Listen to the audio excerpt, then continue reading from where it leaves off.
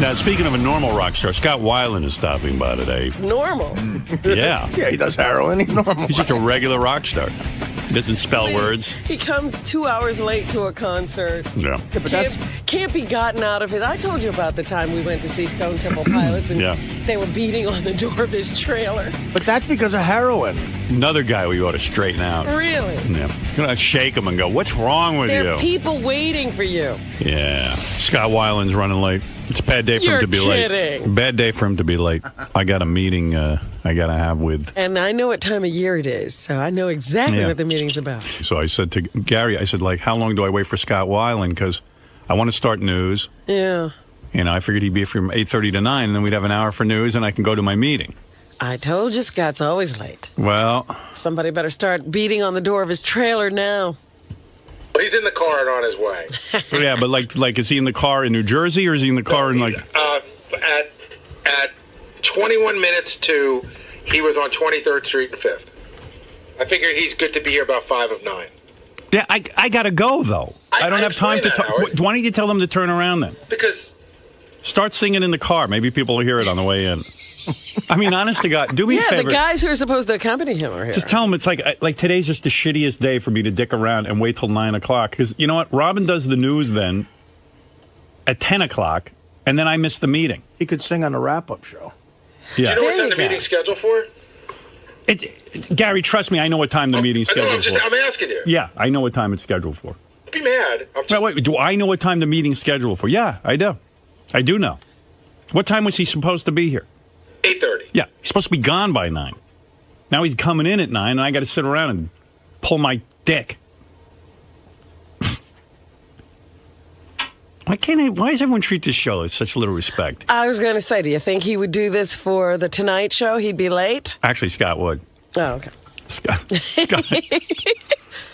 You know, I read that Scott's been in and out of, like, whatever they call it, rehab or something, 40 times. Oh, he has to have been. Yeah, that's crazy. I love that guy. That beats my 8. Last time Scott was on the show, he said he'd been to detox more than 40 times. Wow. That'd be cool, though, to go to detox with Scott Weiland. I would. Living through that, man. Detox ain't fun. I know I'd go to detox and not get anybody good in there. But don't they give you stuff now? You'd hardly detox. Well, that's why I guess, you know, they should really be paying that broad who's on Celebrity Rehab a lot of money who was thrown up in the garbage can because she's doing that if she doesn't have to go through that. Right. Yeah, but it's There's no TV. more man with the golden arm. You can get stuff to ease your way right through it. That stuff's been around a long time, but only the big shots got it. Like in the Ray Charles movie, like that doctor taking care of him says we can give you something, and he said he didn't want it. Now everybody gets it. Yeah, every Well- jerk off gets it. Anyway, so, you know, Scott's thing is he does his thing when he wants to do it. He answers to no man. That's what it seems to be. Yeah. He was so funny that night I saw him. He was singing and you know, in the middle of the song he took a drink of water and it was time for him to come back. So he just spit the water all over the place. Well, that's the show. It's part of the special effects. He's hysterical to watch. It's like a dragon. Hocked a big Louis and it was just crazy watching. Yeah, he spits a lot. I went to see Yeah. Stone Temple Pilots when they were together originally, and he spits a lot on the stage. He's singing. I understand. Then he, you know, in between songs, he runs over and he starts hugging the guys making up, you know. During... I saw him make out with a dude on stage. I know you said that once at one of those K-Rock things. Pulled up some guy from the audience and started making out. Like, it was back in the day where it was like kind of...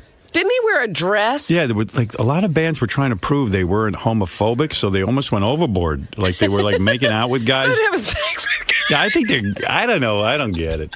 Listen, man. I'll tell you who I will interview. Right over there is the guy who produced Scott's new album. How you doing, man? What's happening? That's Doug Green, right? Greon, you say? Greon. Your name's Green, dude.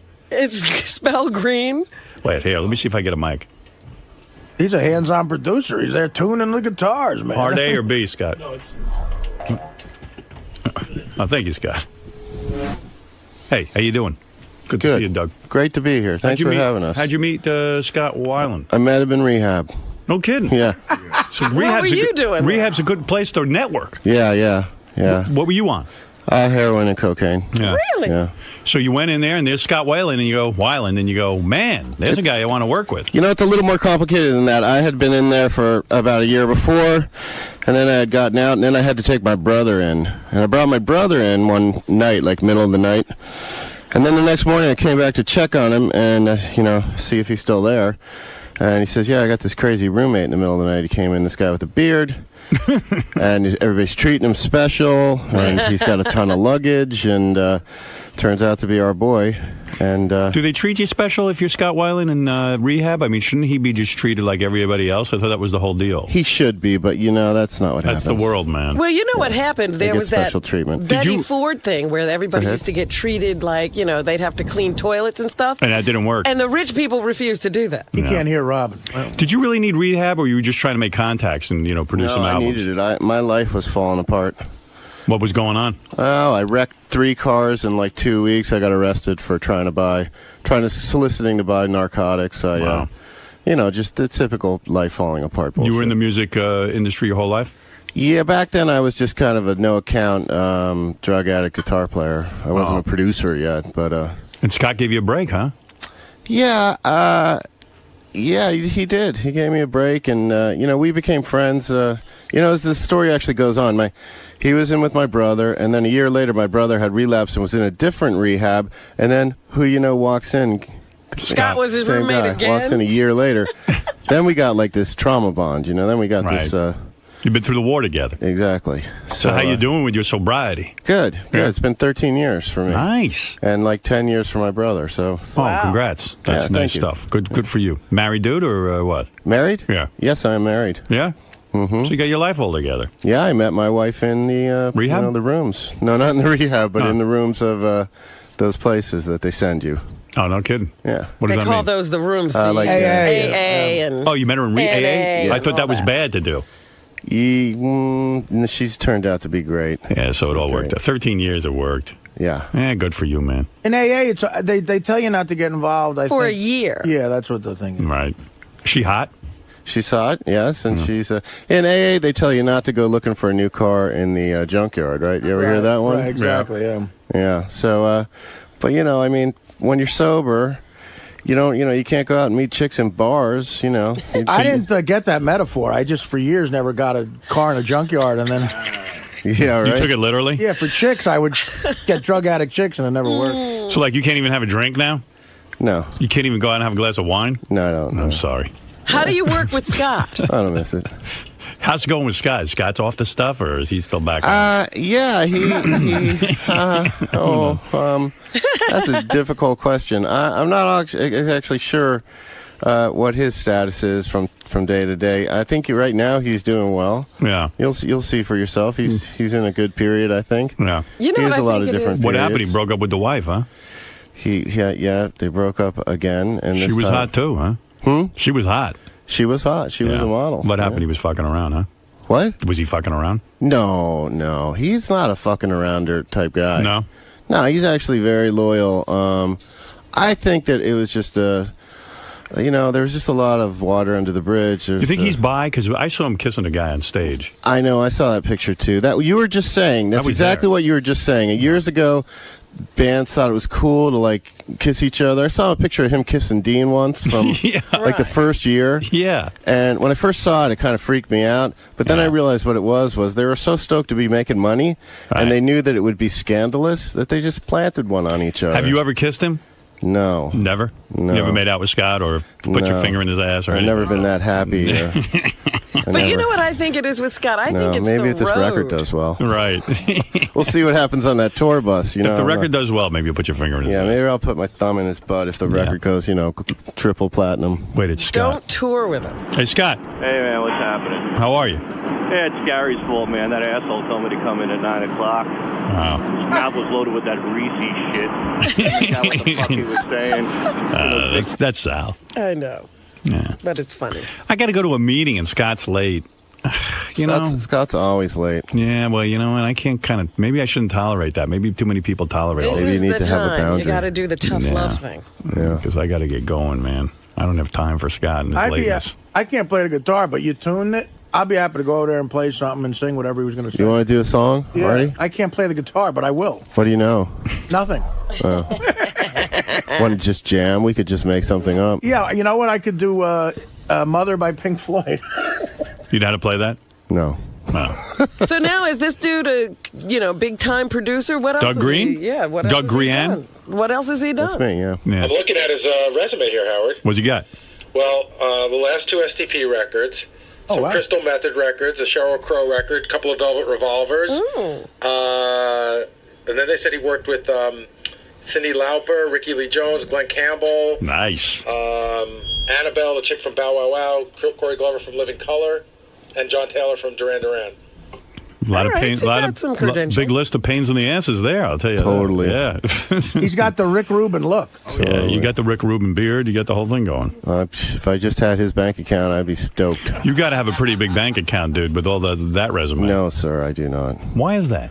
Because traditionally they rip the fuck out of musicians, man. It's just a bad thing, you know? You're telling me you produced all those records, especially the STP I didn't necessarily records? produce all those. Some of them I was engineer for. Some of them I was a programmer for. Some Sheryl Crow I just played guitar for a little while. You know, she wouldn't give me any points. Tomorrow we'll be interviewing Angelina Jolie's publicist. Wow. We get close to the stars. Really? Yeah, well, you know what? You're a good interview. I'm satisfied with this. We don't need Scott. Dude, me too. Oh, is he listening? I doubt it. Well, nice to have you here. I wish Scott could have been here. I don't know what to do, Robin. I got to start the news. All right, He's Steve not Langford. here. Is Steve here? I'm going to go do the rest of the show, and if Sorry, Scott shows Scott. up. It's 8:55. Gary said he'd be here 8:55. Right.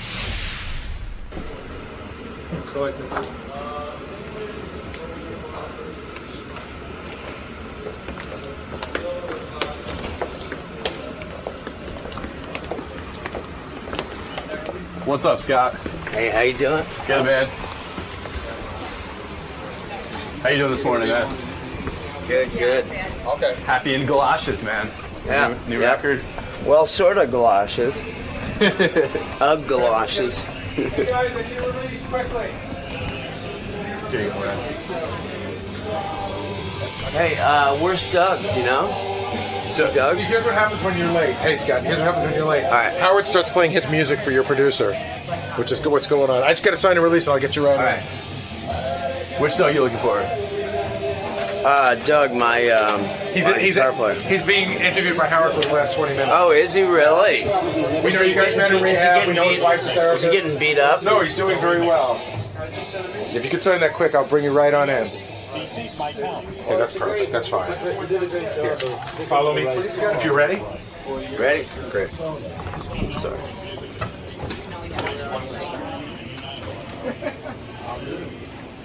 Hey, Scott. Scott came. He came to hear your song. Scott came running in here because he saw I was... You're stealing his thunder. You see, you dig my music, huh? Howard. I like it, yeah. What is it? Scott walks in and he goes, you see my producer, Doug, anywhere? I said, yeah, Howard's been interviewed for the last half hour. He's currently playing his music for... We're thinking of collaborating. Yeah. Forget you. Yeah.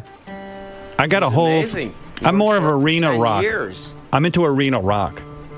It's my whole thing. I'm bringing that Yeah. back.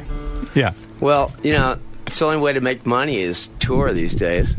Can't believe you two met up in rehab.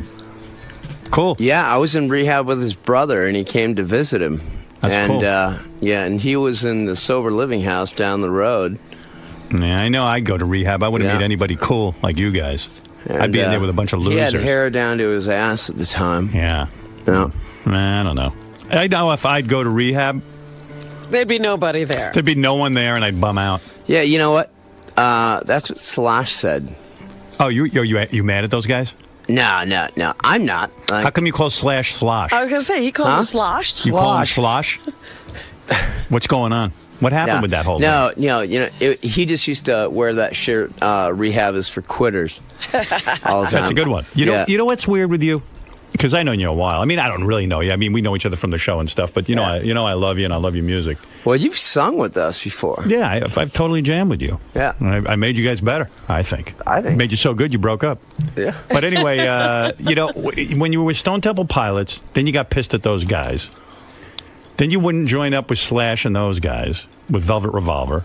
Now you're pissed off at them. Well, it was a 13-year, 5-album thing with STP, though. You know, it was, and previous to that, 4 years before a record deal. So, it's kind of like a family, you know. Can I tell you the truth now? Now that it's over, I never got Velvet Revolver anyway. You should be with STP. Honestly, those are the guys for you. That's who you make your best music with. Yeah, I mean, with a band, I kind of see this as like, that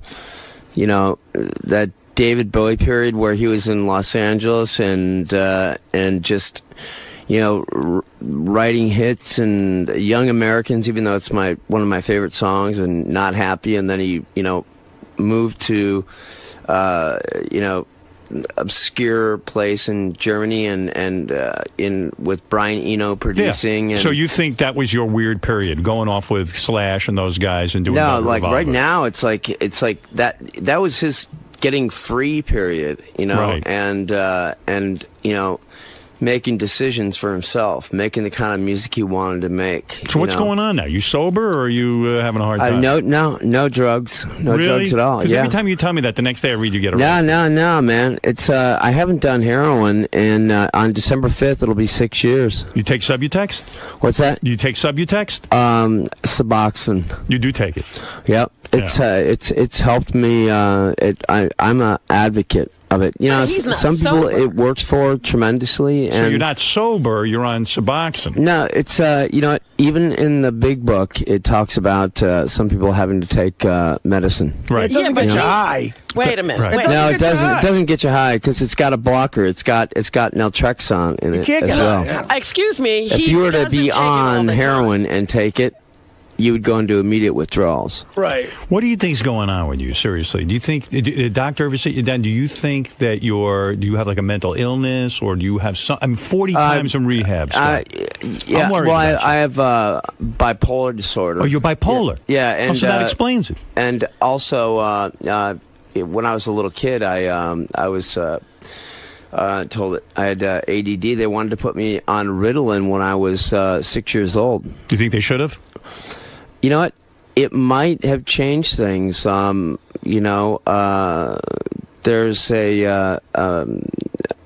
member in my extended family who is young and was put on, the basic same thing kind of as Ritalin, and was getting a lot of trouble at school. Very, very smart.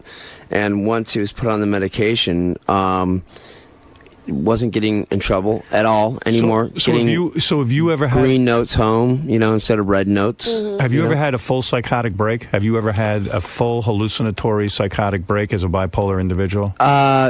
No, mine were more only if I was shooting or smoking cocaine. Right. But no, on its own, no. Mine were more like... You mean you never stayed up for days and then said, I can't, I don't know my reality? In the studio, if I was on a manic period, I would force Doug to stay there till 5 a.m. if I was on a roll, because it makes you'd be really creative. Right. And we'd sometimes write 2 songs, in a day. I mean, write, record, and mix. Wow.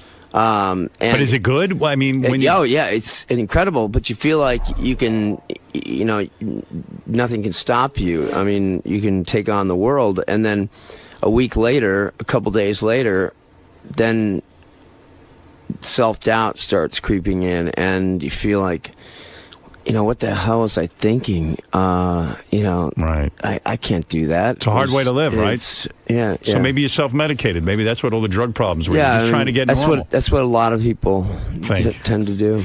On the road, Howard, like when I went to see him and they couldn't get him out of the trailer, what's happening? Yeah, what was happening when they couldn't get you out of the trailer? What was going on in the trailer? When you were on the road, those days they couldn't get you out of the trailer? What was going on in the trailer? Were you just getting laid, or what were you in there doing? Now, usually it had to do with, because I'm going through a situation with my wife. Really? That is, I heard you broke up. Yeah. You all right? It's, well, it was a bad year. My brother died, and then You're that. kidding? No. What did he die from? It was drug related. Jesus. Was he bipolar too? Yeah, severe depression. I don't know if it was bipolar, but severe depression. Ever since he was a little boy. No kidding. Oh, man. An amazing athlete, amazing musician. Were you close to him? Oh, very close. Yeah, he was my best friend. Oh, so you must be devastated. Yeah, I had to go and identify his body. Oh. What, he OD'd? No. I really believe he died of a broken heart. He hadn't seen his kids for months because of a restraining order, and he was just about to go to family court and be able to see his kids. Right. And then he went downtown to go score, got caught, and it ruined everything. And you know, he told his wife what happened, and you know, she said that she could just tell he had given up, and he never called me and let me know. I had heard, and I was really angry because we had just gotten really close again. I mean, he was with me on Christmas, you know, and we had made a turkey, and we had totally screwed up the gravy, and you know, and we were really good at, you know, making the gravy. We learned from our mom, you know. Did you guys have incredibly bad childhoods or something? Did something weird go down? No. We had actually, you know, my mom and my natural father had a divorce when I was young, but you know, we grew up in a small town where things were really pretty normal. Really? But you know, there's a lot of alcoholism and that, you know, that is pretty rampant through. Was your mom an alcoholic? You know, I don't want to. You want to drag her into this? Well, you know, she was sober for 25 years in the program. So what happened? We dragged her through the mud, though, for quite a long time. So what happened? You and your old lady broke up, but what, she had enough of you being in and out of rehab and all that stuff? Well, you know, she has, you know, her own stuff, and you pissed off at her? What's that? You pissed off at her? You know, it's a very complicated situation. You know, when there was the issues that happened with her, you know, I always felt I was there, you know, and whenever I kind of had problems, I sort of was left to figure things out on my own, and left your own devices. It's kind of difficult to you bang some other chicks on your own. No, I never cheated on my wife. What about as soon as she said, "Okay, it's over"? How long did you wait before you started banging other chicks? I'd be out that night. No. It was I don't know. How long you wait? What's the time frame? I have a girlfriend now. Oh, of course. Hot model?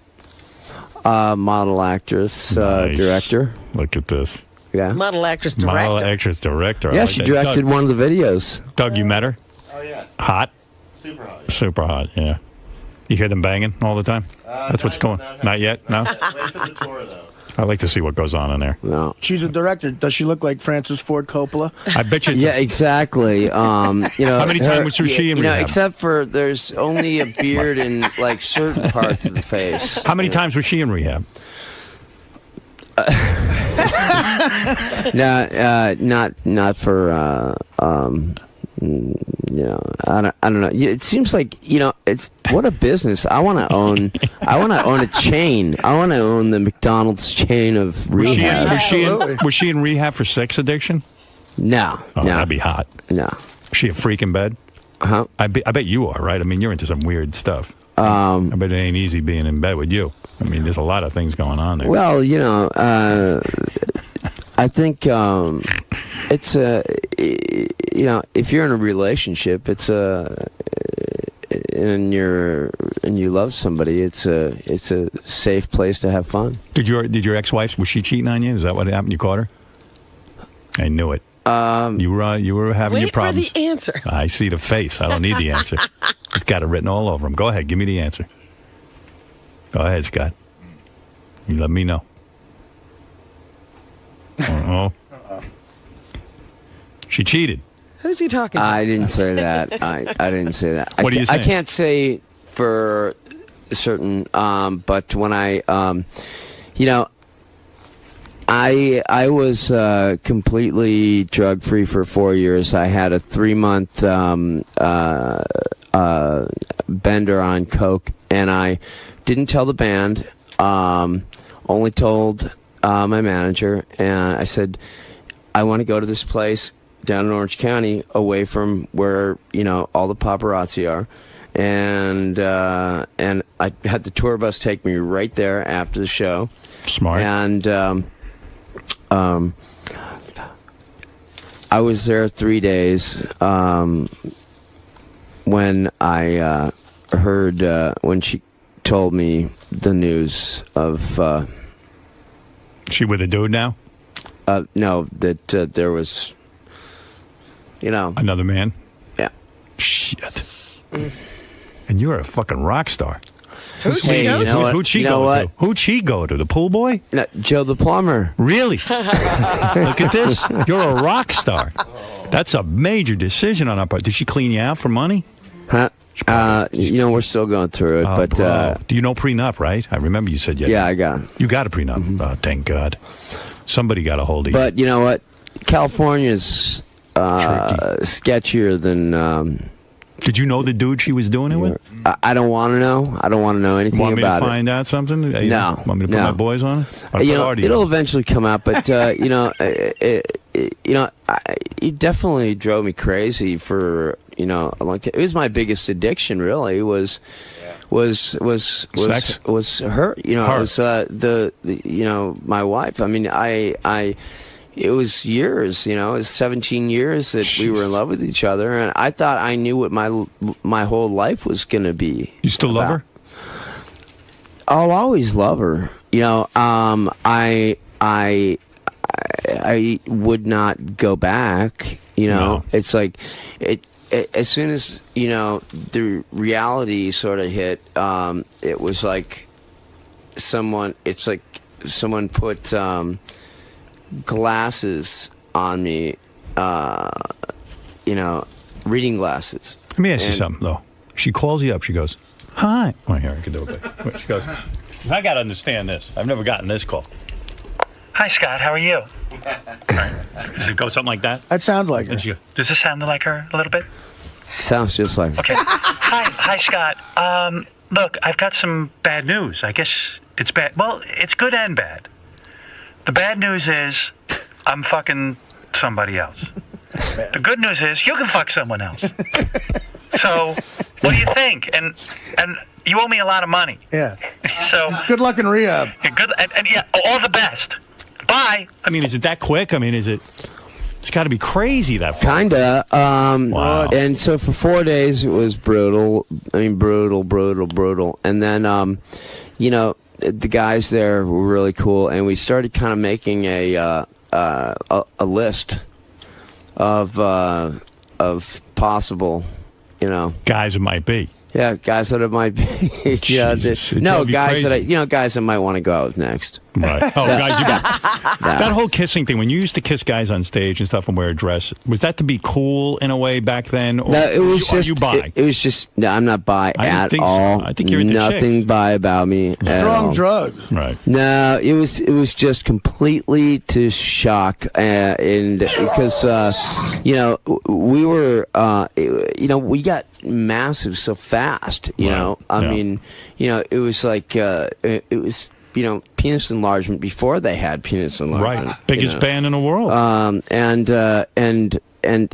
So it was almost, and we saw our fan base so much different from what it was when we were a smaller band, you know, playing in, you know, touring around in an RV, and when we would play Sex Type Thing, people weren't getting the irony, right? You know, what we were trying to put across, and there was this like, anyway, guys like, you know, with this look on their face, and you wanted to show them that they shouldn't be so homophobic.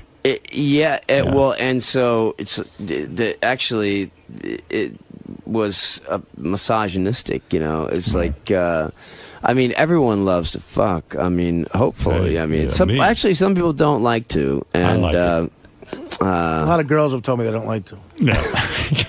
You mean girls fuck you and they say they don't like it? it seems like half the population loves it. No, before they fuck me, they say they don't like them. I am proud you are sober. I'm happy for you because I always wished that you would find some happiness and sobriety, and it looks like maybe you found it this time, right?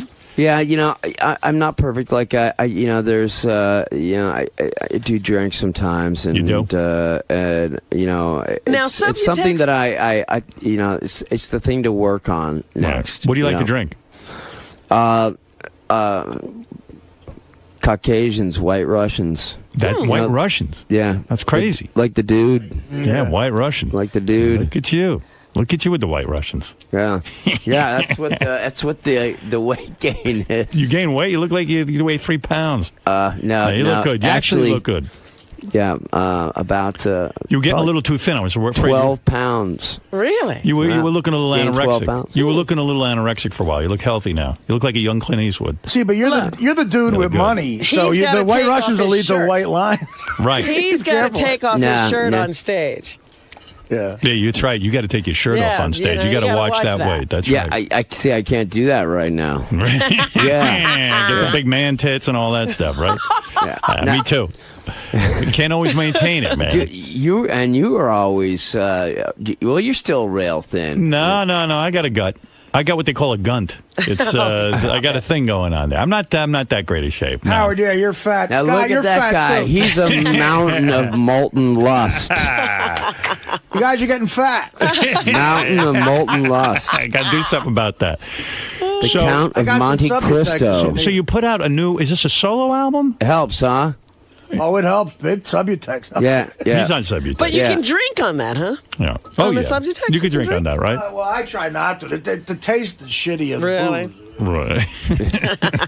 But you know what he said? What Scott said when I missed the Saget roast? Yeah. That's exactly what I did. I had done heroin for 3 days, and then I took Subutex 3 hours after the last. And so I started to turn green. I thought I was dying. I couldn't get on a plane. So he knows what I'm talking about. I went into immediate withdrawals is what happened. 3 ought to get together. That'd be nice. Yeah, you can have your own meeting right here. So Doug was telling us, Doug produced your new album. It's a double. Both of us. Yeah. It's 2 CDs. Yep. Oh. And it's a solo project, right? Yes. And most of the songs about the breakup with your wife. Yeah, it just seemed that, and it wasn't intentionally that way. It was just that, you know, in those periods where, you know, it just seemed, you know, whenever she needed help, if she was kind of off the wagon, right, I was there to, you know, help detox her at home, whatever, and, you know, whenever I would have a problem, it was like, you know, we can't be around here, you know. That's cold. So, but, you know, so I would go to the studio and, you know, Doug has been sober for a long, long time. 13 years. And I got the whole story. He is probably the most unjudgmental, understanding, and thoughtful person, you know, and not just from one point of view. He kind of takes, you know, the whole situation and sort of would give me really good feedback, lay it out, and bring the new girlfriend down to the studio when you're recording these tracks. That's an aphrodisiac. But and it would really inspire me, you know, right. and what do you want to play here today? You want to do a song? Yeah, you want to do something live? Yeah, do a couple. If we can. Sure. Yeah, here's some headphones. Try these on. Oh, great. Yeah, let me get some water. You want water? And we'll get it for you. Yeah. Sit down. You're a rock star. You can. By the way, when those guys from Stone Temple Pilots got the phone call from you that you were ready to go back to them, they must have been beating off. I mean, there's money to be made on the road, my friend. Oh, yeah. There's money to be made on the road. Yeah. You know, I think we toured 2 months more than we should have, because the first 4 months everywhere sold out, you know. Right. But we didn't have a new album, so the extra 2 months, it's like, you know, ticket sales weren't sold, and then the whole economy fell apart. Right. You know? So, but all right. Stone Temple Pilots getting back together, and who knows? Maybe you'll make an album with those guys. Yeah. There have been some amazing songs. Yeah. All right. You want the headphones, or you want the nose spray? Nose spray's in there. And I can't hear this guitar in here yet. It's not out. Okay. Yeah, we didn't put it up yet. Yeah, you don't want to hear that, do you? Yeah, you don't need to hear that guitar. Just play it. What's the song about your wife? Yeah, I need my lyrics. Let's do that "Killing Me Sweetly," right? Yeah, do one song, because I got to go to a meeting. For the wife. Pick this song about your wife, because All right. I got to go to a meeting. You were late, by the way. Doug is playing guitar. He's the co-producer of the album with Scott. The single is called "Missing Cleveland." The solo album "Happy" is in stores November 25th. It's called "Happy," huh? Happy in Galoshes. Yeah, but is that like ironic or something? I mean, you're not. Well, it really means happy. like happy when it's raining. Okay. Really. The solo tour kicks off in January, which I'd like to go see you do. And Definitely. for tour dates, go to the scottweiland.com, scottweiland.com. And this is a song about your ex-wife? Yes. And what are we saying in this song? We hate her or we love her? No, it talks about the times when I first met her, and it kind of is sort of a timeline. Okay. Did you meet her in Cleveland or something? What's Cleveland? That's a different song. Yeah. Oh, it is. What's the name of this song? I don't know. Missing Cleveland? No, Killing Me Sweetly. Killing Me Sweetly. Oh, Killing Me Sweetly. Yeah. She's killing you. Do you have it memorized? Because I don't have it there. Really? You don't know? You guys don't know? I got it memorized. Do you really? Scott, are you sure you got it? Yeah. Yep. All right, okay. All right, I'll keep quiet now. Are we ready? Here we go.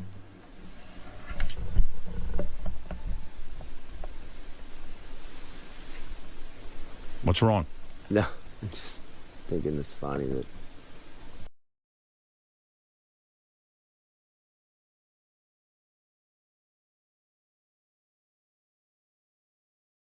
Really nice. I really like that. Little bossa nova. Very beautiful. I was enjoying that. That's a beautiful song. Yeah. I love that. Thank you. I'm not kidding. That's a winner. Boys came up with something good. Thank you very much. Really, that is nice. You know, that wife ought to leave you more often. Yeah, I like it. You know what? She actually used to joke about that. Really? She's actually on the phone right now. She says, I can't live on $50,000 a month. Very nice song. Now, let's go back to tour. $50,000 a month. Scott, back with Howard again, man. He's the man. He's always been there from the very beginning. There seems to be a genuine, concern when he talks to you about your life, and you're speaking very honestly back with him. Is there a mutual respect there? Yeah.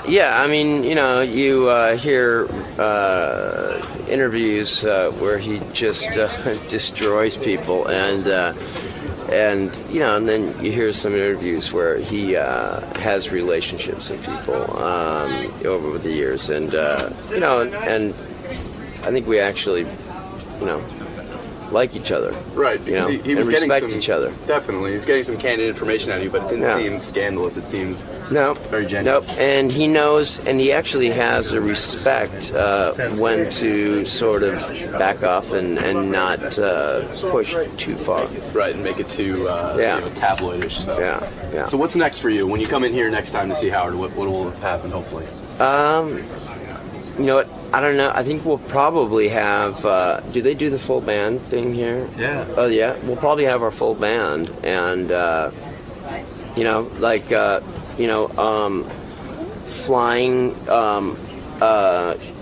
short people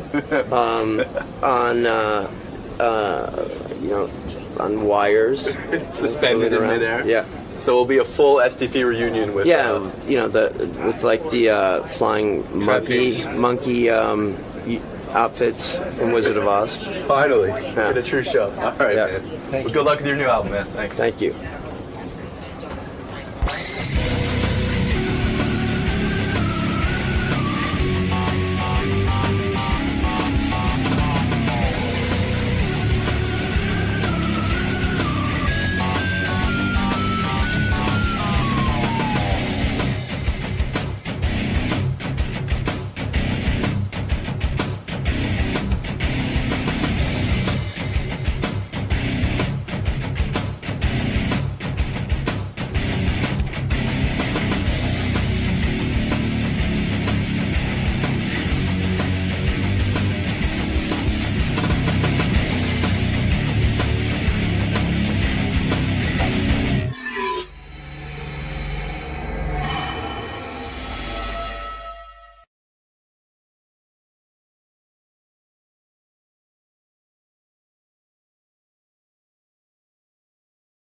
TV talking about Robin, and this is revealing because this is more than she tells me. This is revealing. It is. What did I tell her? I had dinner on Saturday night, sorry to name drop here, with Robin Quivers, whom I love. Who's that? Howard Stern's. Yeah, I know. Okay. Oh, okay. Yeah. I'm like literally falling asleep right now. Yeah, I so see tired. that. Yeah. And she's dating like a 25-year-old guy. She's dating like a 25-year-old? And if He he dies, he's 25. Okay, all right. I said, wow, times have changed. I'm not dating. She Stop was it. having a few drinks. Come on. She was having quite a few drinks. Why are you being so silly about this? So you're dating a 25-year-old. I'm not. You are. You obviously confided in her, and she told it on TV. I said I had dated a 25-year-old. So you're I am not now? dating any 25-year-old. You're not seeing that guy anymore. No, it's over. It's over. All right. Whatever's over. We're not dating. Where now. did she get that idea then? I'm telling you, when you're talking in a room full of people and everybody's yelling, she probably remembered it that way, but that is not the case. You mean, in other words, she was doing most of the talking and didn't really listen carefully. I'm simply saying there might have been a lot of noise in the restaurant and she misunderstood. When was it over, so we can clear this up? You were in your 20s. Before the holidays. Before the holidays? Yeah. You're talking about before Christmas? Yeah. Why did it end? It wasn't anything. We went out a couple of times. A couple of booty calls, but so why not? Not booty calls even. He was your booty call. He was not a booty call. So you never did him? No. Never had sex with the guy? No. Wow. I'm shocked. You're well. I thought that was shocked. but I thought that was the whole point. You wanted to have sex with a 25-year-old. I told you I don't have that point in me. How far did you get with the guy? You made out, I bet.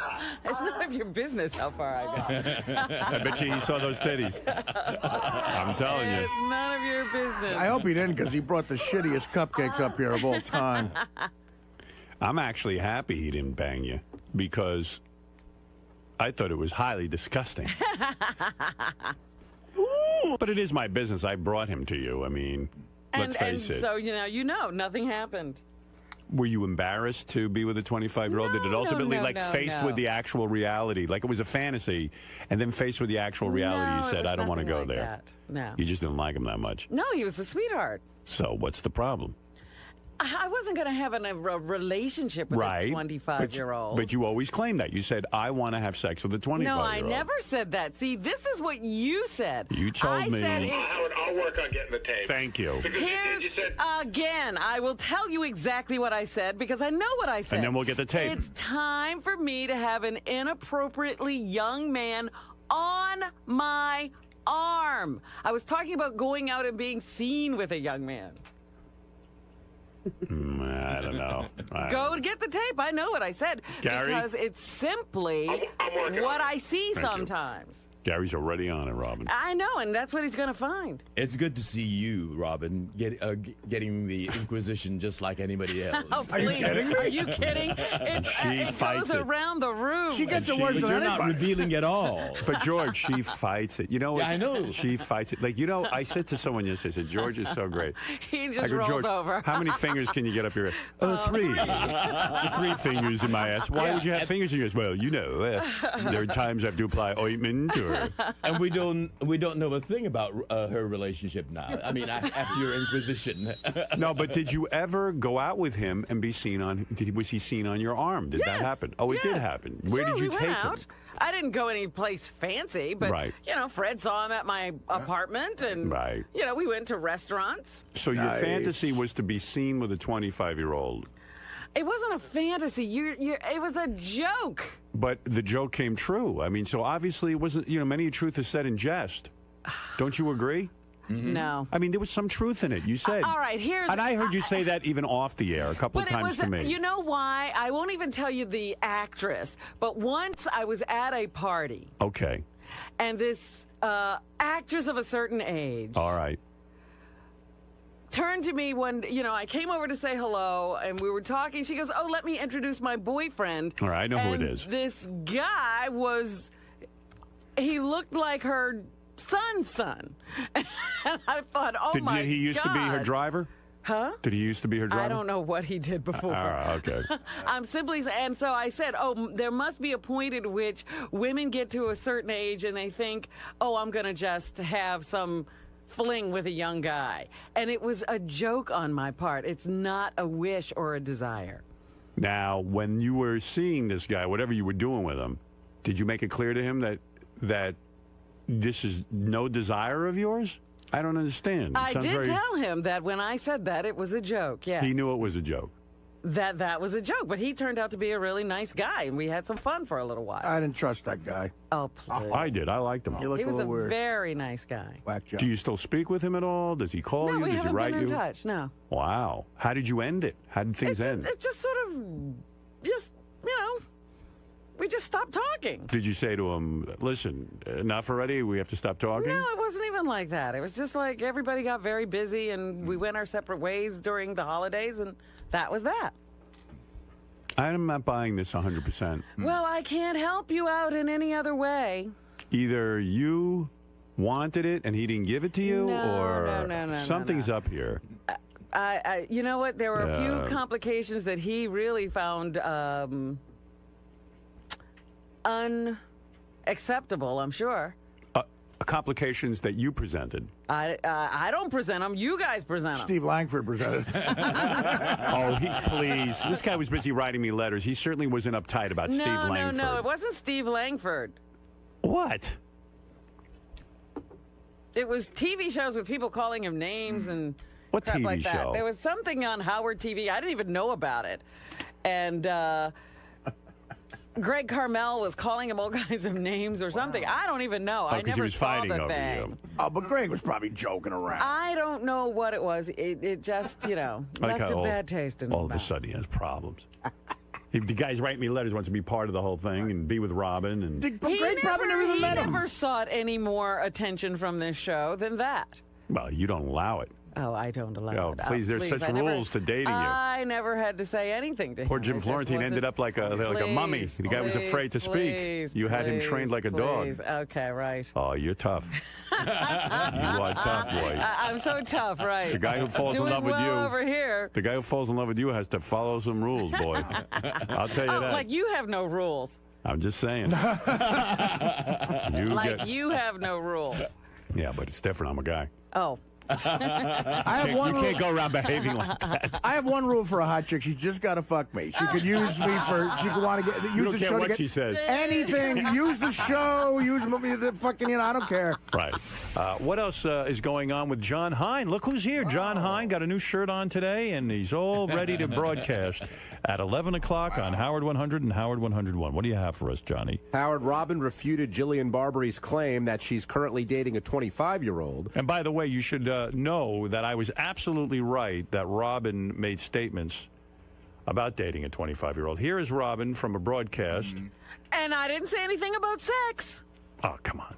Listen to what you said. And all right, you let me hear what I said. What would you infer from this? What did I say? Robin, I heard on the wrap-up show that you said you were going to start dating guys like 22 years old. Yes, Is that for real? I said it's time in my life for it, like a ridiculously inappropriate partner. Hey, Robin, we should double date.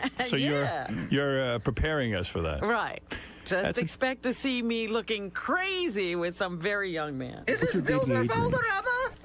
What's your dating age range, do you think? Oh, I'm going real young this time. Like, I decided there's a certain point at which I've been watching people in my position, and there's a certain point at which a woman dates a ridiculously young guy. Who are you talking about, like Katie Couric?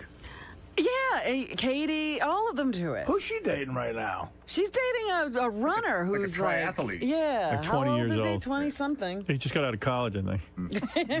I think I should be visiting my boyfriend in the dorm. Right. Yeah, you should sleep over. Like the parents will get pissed that you sleep over in his dorm and That's they're paying right. for it. I want an angry group of parents trying to get rid of me. Look, you don't say you're having sex, but boy, oh boy, that's about the best confirmation. All joking around. Well, I took you seriously. Boy, you're very funny. No, you're funny. That's silly. You make me funny. So, Robin, you're really not dating a 25-year-old anymore? I'm really not dating a 25-year-old So, Jillian Barberie just, where did that come from? She misunderstood? She misunderstood. Any young Is that guys? not, you act possible. as if it's not possible to misunderstand. It is, but... You know, with a crazy conversation going around a But dinner you table. could be dating a young guy. We just want to make sure. I could be doing anything, but I'm not doing You've that. expressed interest in younger guys, so we just want to make sure. Here we go again with this expressed interest. This is a myth you guys keep pumping. I was joking around. So there's no one in your life right now? I didn't special say guy? that. I didn't say anything. So maybe she didn't misunderstand. No. You're misconstruing everything. You're saying... She's saying the word pumping. I mean, come on. What's going on? Please.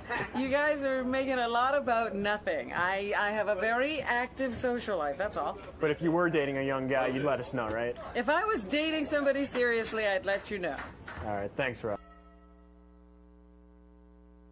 With the stars here pimping my new book, I'm hosting as fast as I can. Tom, it's been a while since you've been on. Yeah, I did Holly Weird Squares, pre-serious, and I was a contestant. Howard hosted. I lost to Slow Adam. Hopefully this time will be better. I know, it couldn't be worse. Now, Howard's a huge fan of Beth. So yes, I know. We tried to get Beth on, but she won't leave his side. Maybe talk about some behind-the-scenes stuff. Yeah, absolutely. Yeah. Everything's fair game to talk about. Look where I am. All right, cool. We'll see you in there. Fair enough. All right, listen, let me introduce Tom Bergeron, who just wrote a book. Tom is the current host of Dancing with the Stars. He's had a very successful career with Hollywood Squares. He's a top flight announcer. He's considered one of the best in the business. And now he wrote a book. Hello. And he needs you to buy it because he wants a big success. Wow, he looks old. Oh, shut up. He looks old. Artie. You're a famous guy. You're a famous guy, and you look younger on TV, but you still look good. How do I look? Yeah. You look like shit, Artie, frankly. Right. Tom, how are you? I'm good. How are you? Disney's going to fire this motherfucker. Tom, where'd you grow up? Haverhill, Massachusetts. Okay. Yeah. Oh. Yeah. Now, I was telling Robin, I started going through your book last night, the new book, and by the way, welcome to the show. Thank you. And thanks for always doing our various specials and helping us out. Always a pleasure.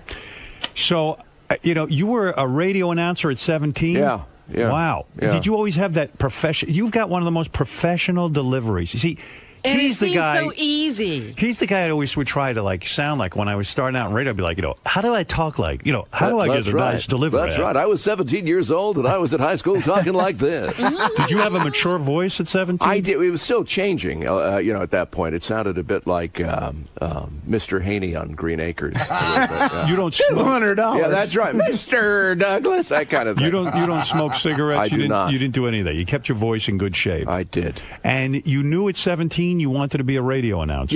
Yeah. And what was attracted you to radio? I know I don't look so good. You're a nice, handsome guy. I was sort of a pimply-faced teenager, and right? radio seemed to be a good way to hide and and you earn a had the living. nerve to get on the radio at 17. Yeah, I had a teacher at the high school who was a newsman at the local station. So he was the person I wanted to meet and take his class and ace it and brown nose him and maybe get in the door at the Were your local parents station. upset that you wanted to be in radio? No, there were several periods when I was doing like improv theater and things like that in subsequent years where they were scratching their heads thinking, you might want to get a real job. Where did you get a job, your first radio job? At my hometown radio station, WHAV. No kidding. Yeah. Boy, that's amazing. Yeah. At 17, I wouldn't have had the balls to do that ever. I mean, I knew I wanted to be on the radio, but I'd be scared out of my mind. Well, at 16, I actually I interviewed two of the Three Stooges from the house. Now, I was going to ask you about that because you write about that in your book.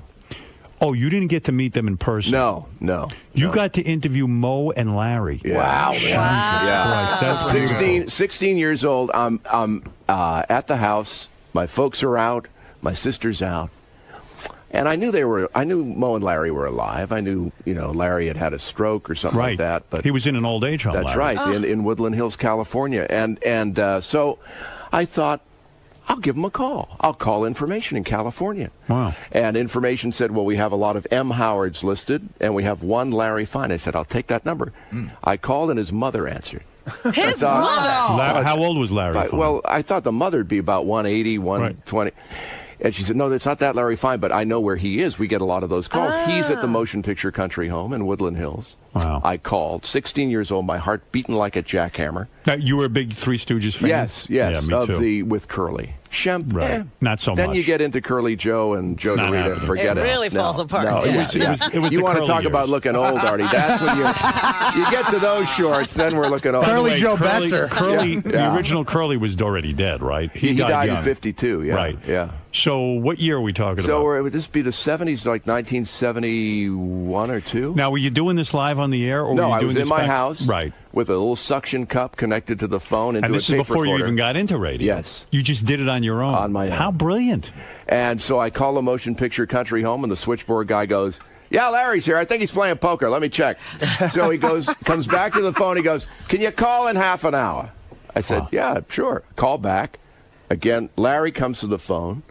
Still distinctly that voice, even, suffering a little bit of the effects of the stroke. About 20 minutes into a really great conversation, he goes, do you want Mo's number? Wow. I said, yeah. So he gives me Mo's unlisted phone number. Wow. I call Mo's house. Mo's wife answers. Mo comes on the phone, and he's a little pissed because, who gave you this number? I said, Larry did. He went, Larry. That numbskull? Yeah. Why you? Yeah, I know. That's what it felt He like. wanted to take a hammer That's to right. Larry's Yeah. head. Hey, not so hard. But I then called them subsequent to those tape So conversations. Mo talked to you for how long? Probably about 20 minutes, half an hour. And what did you talk to him We talked about the history of the Stooges. We talked about how they got no residuals when the shorts were in syndication. Do you still have the tapes? I have them somewhere.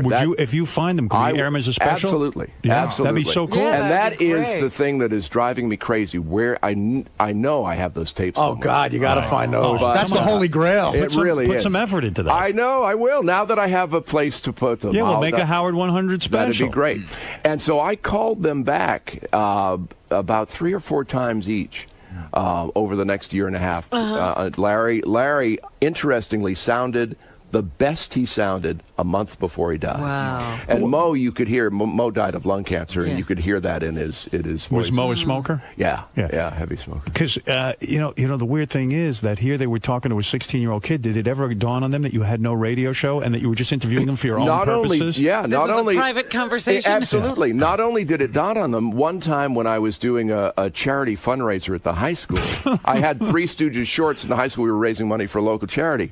I said, I should call Mo up. He should address the crowd. Right. So I went into the principal's office. I get on the phone. It's like, hey, Mo, Tom Bergeron from Haverhill High School. How are you? The principal must have thought you were a real mover and shaker. Yeah, that's right. And he gave an address to the audience. Oh, my so God. I go Mo out. showed up? No, well, on the he phone. taped On it. the phone. On the phone. Oh, my God. So I get on the stage in the high school auditorium. We stop one of the films midway. The audience is booing me. I said, wait a minute.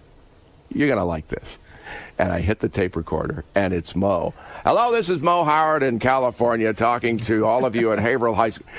Everyone went nuts. Were you like a very popular kid in high school? Doing that, pulling off that kind of crap in high school, you must have been a very popular guy. I got along. Yeah. I mean, all of a sudden, it's like right out of a movie. Yeah. You're like Kevin Bacon in Footloose or something. Yeah, there you go. You get right up on stage. Hey, kids. Yeah. You're Ferris. Kids, guess what? I was like Susan Boyle. Yeah, I'm stopping this Three Stooges marathon because guess what? Here's Mo to address the Haverhill High School. You should have been swimming in pussy after that. You say that in your career, women like Elizabeth Vargas hit on you.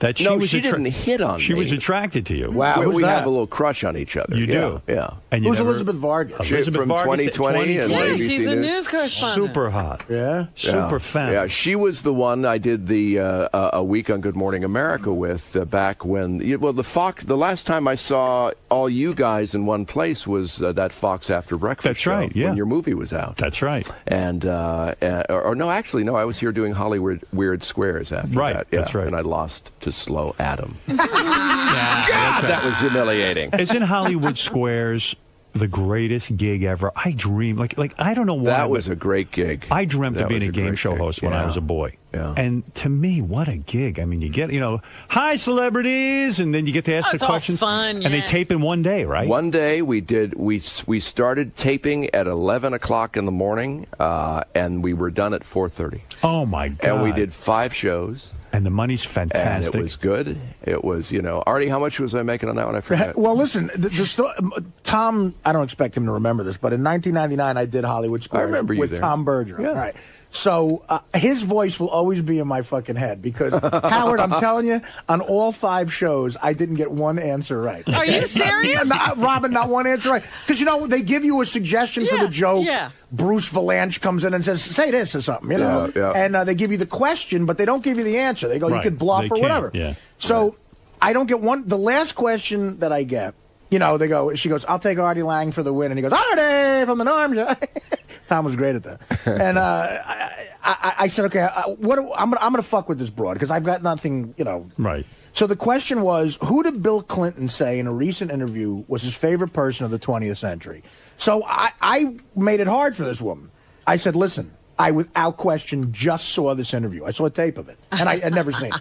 I said, I saw the interview just the other day. Without question, Bill Clinton said his favorite guy of the 20th century is, without question, JFK, John F. Kennedy Jr. And Tom goes to the woman. Now she's going to win, if she gets it right, or she'll lose. So Tom says, and Tom goes, "What do you think? Do you agree or disagree?" She goes, "I'll agree." He saw the interview. I'll agree. And he goes, "Moo no Gandhi." And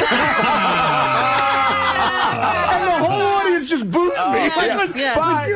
But you did exactly right. You did exactly what you're supposed to do, Artie. I guess so. But Tom, you could have helped the woman. Said, "Look at that guy. You think he knows what he's talking about?" Has he seen an interview? Moo no Gandhi. He's on drugs. Paula Abdul. Let me get back to this one second. So you're right next door to American. We're neighbors. And you see her. What's her problem? What's she on? What do you think? I makes gotta sense say, I don't know what happens when she walks onto that set. Right. But across the hall, we have a very lucid, flirty little.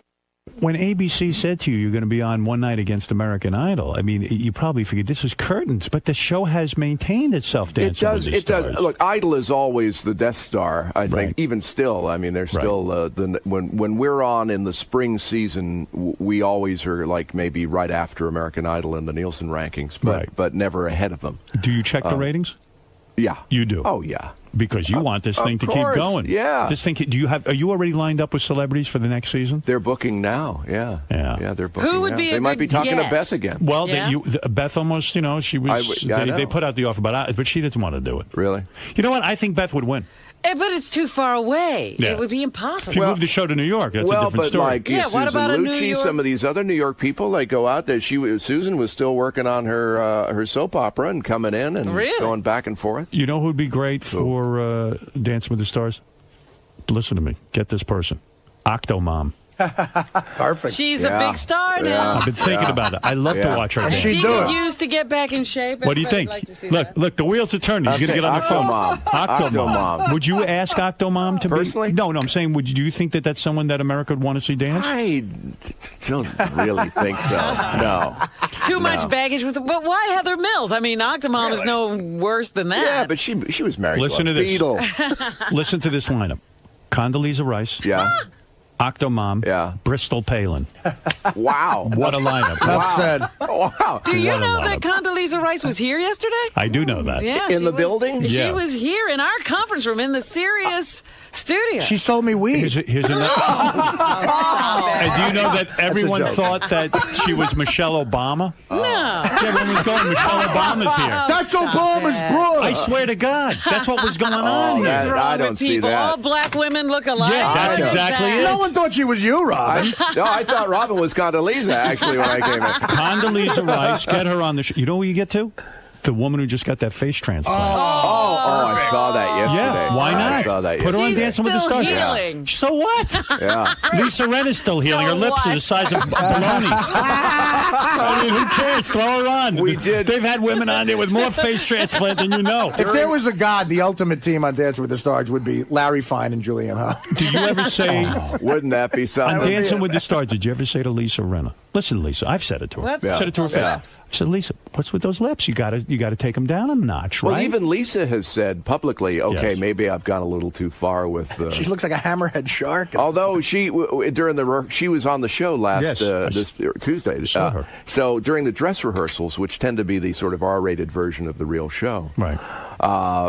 she and her, I think it was Mayo, Right. who's competing for a spot in next season's pro lineup, and he and she danced and came over, and I just completely ignored them because I had the Playboy Right. up, and we're just going through, and the band is like, bring it over here, bring it over here. Lisa Rinna's Playboy, you mentioned it. Yeah. Too much bush, right? I told her. Well, I thought it was very attractively maintained. Beautiful body, Yeah. but too much hair. Did you think so? Don't you like it completely shaved? I do. She said they wanted it that Yes. way too, but that she held the line. Would you personally have liked it all shaved? I thought she looked fine. You like hair down there I on a thought woman. I thought looking at that photo layout. Your wife has hair? She looked Or do you fine. completely shave your wife? I promised Lois I would keep her completely out of this conversation. Lois, give me a call. I want to know what you shaved. Lisa has a Mo Howard. She needs a curly Howard. Oh, you right. think so? Yeah, That's right. Yeah.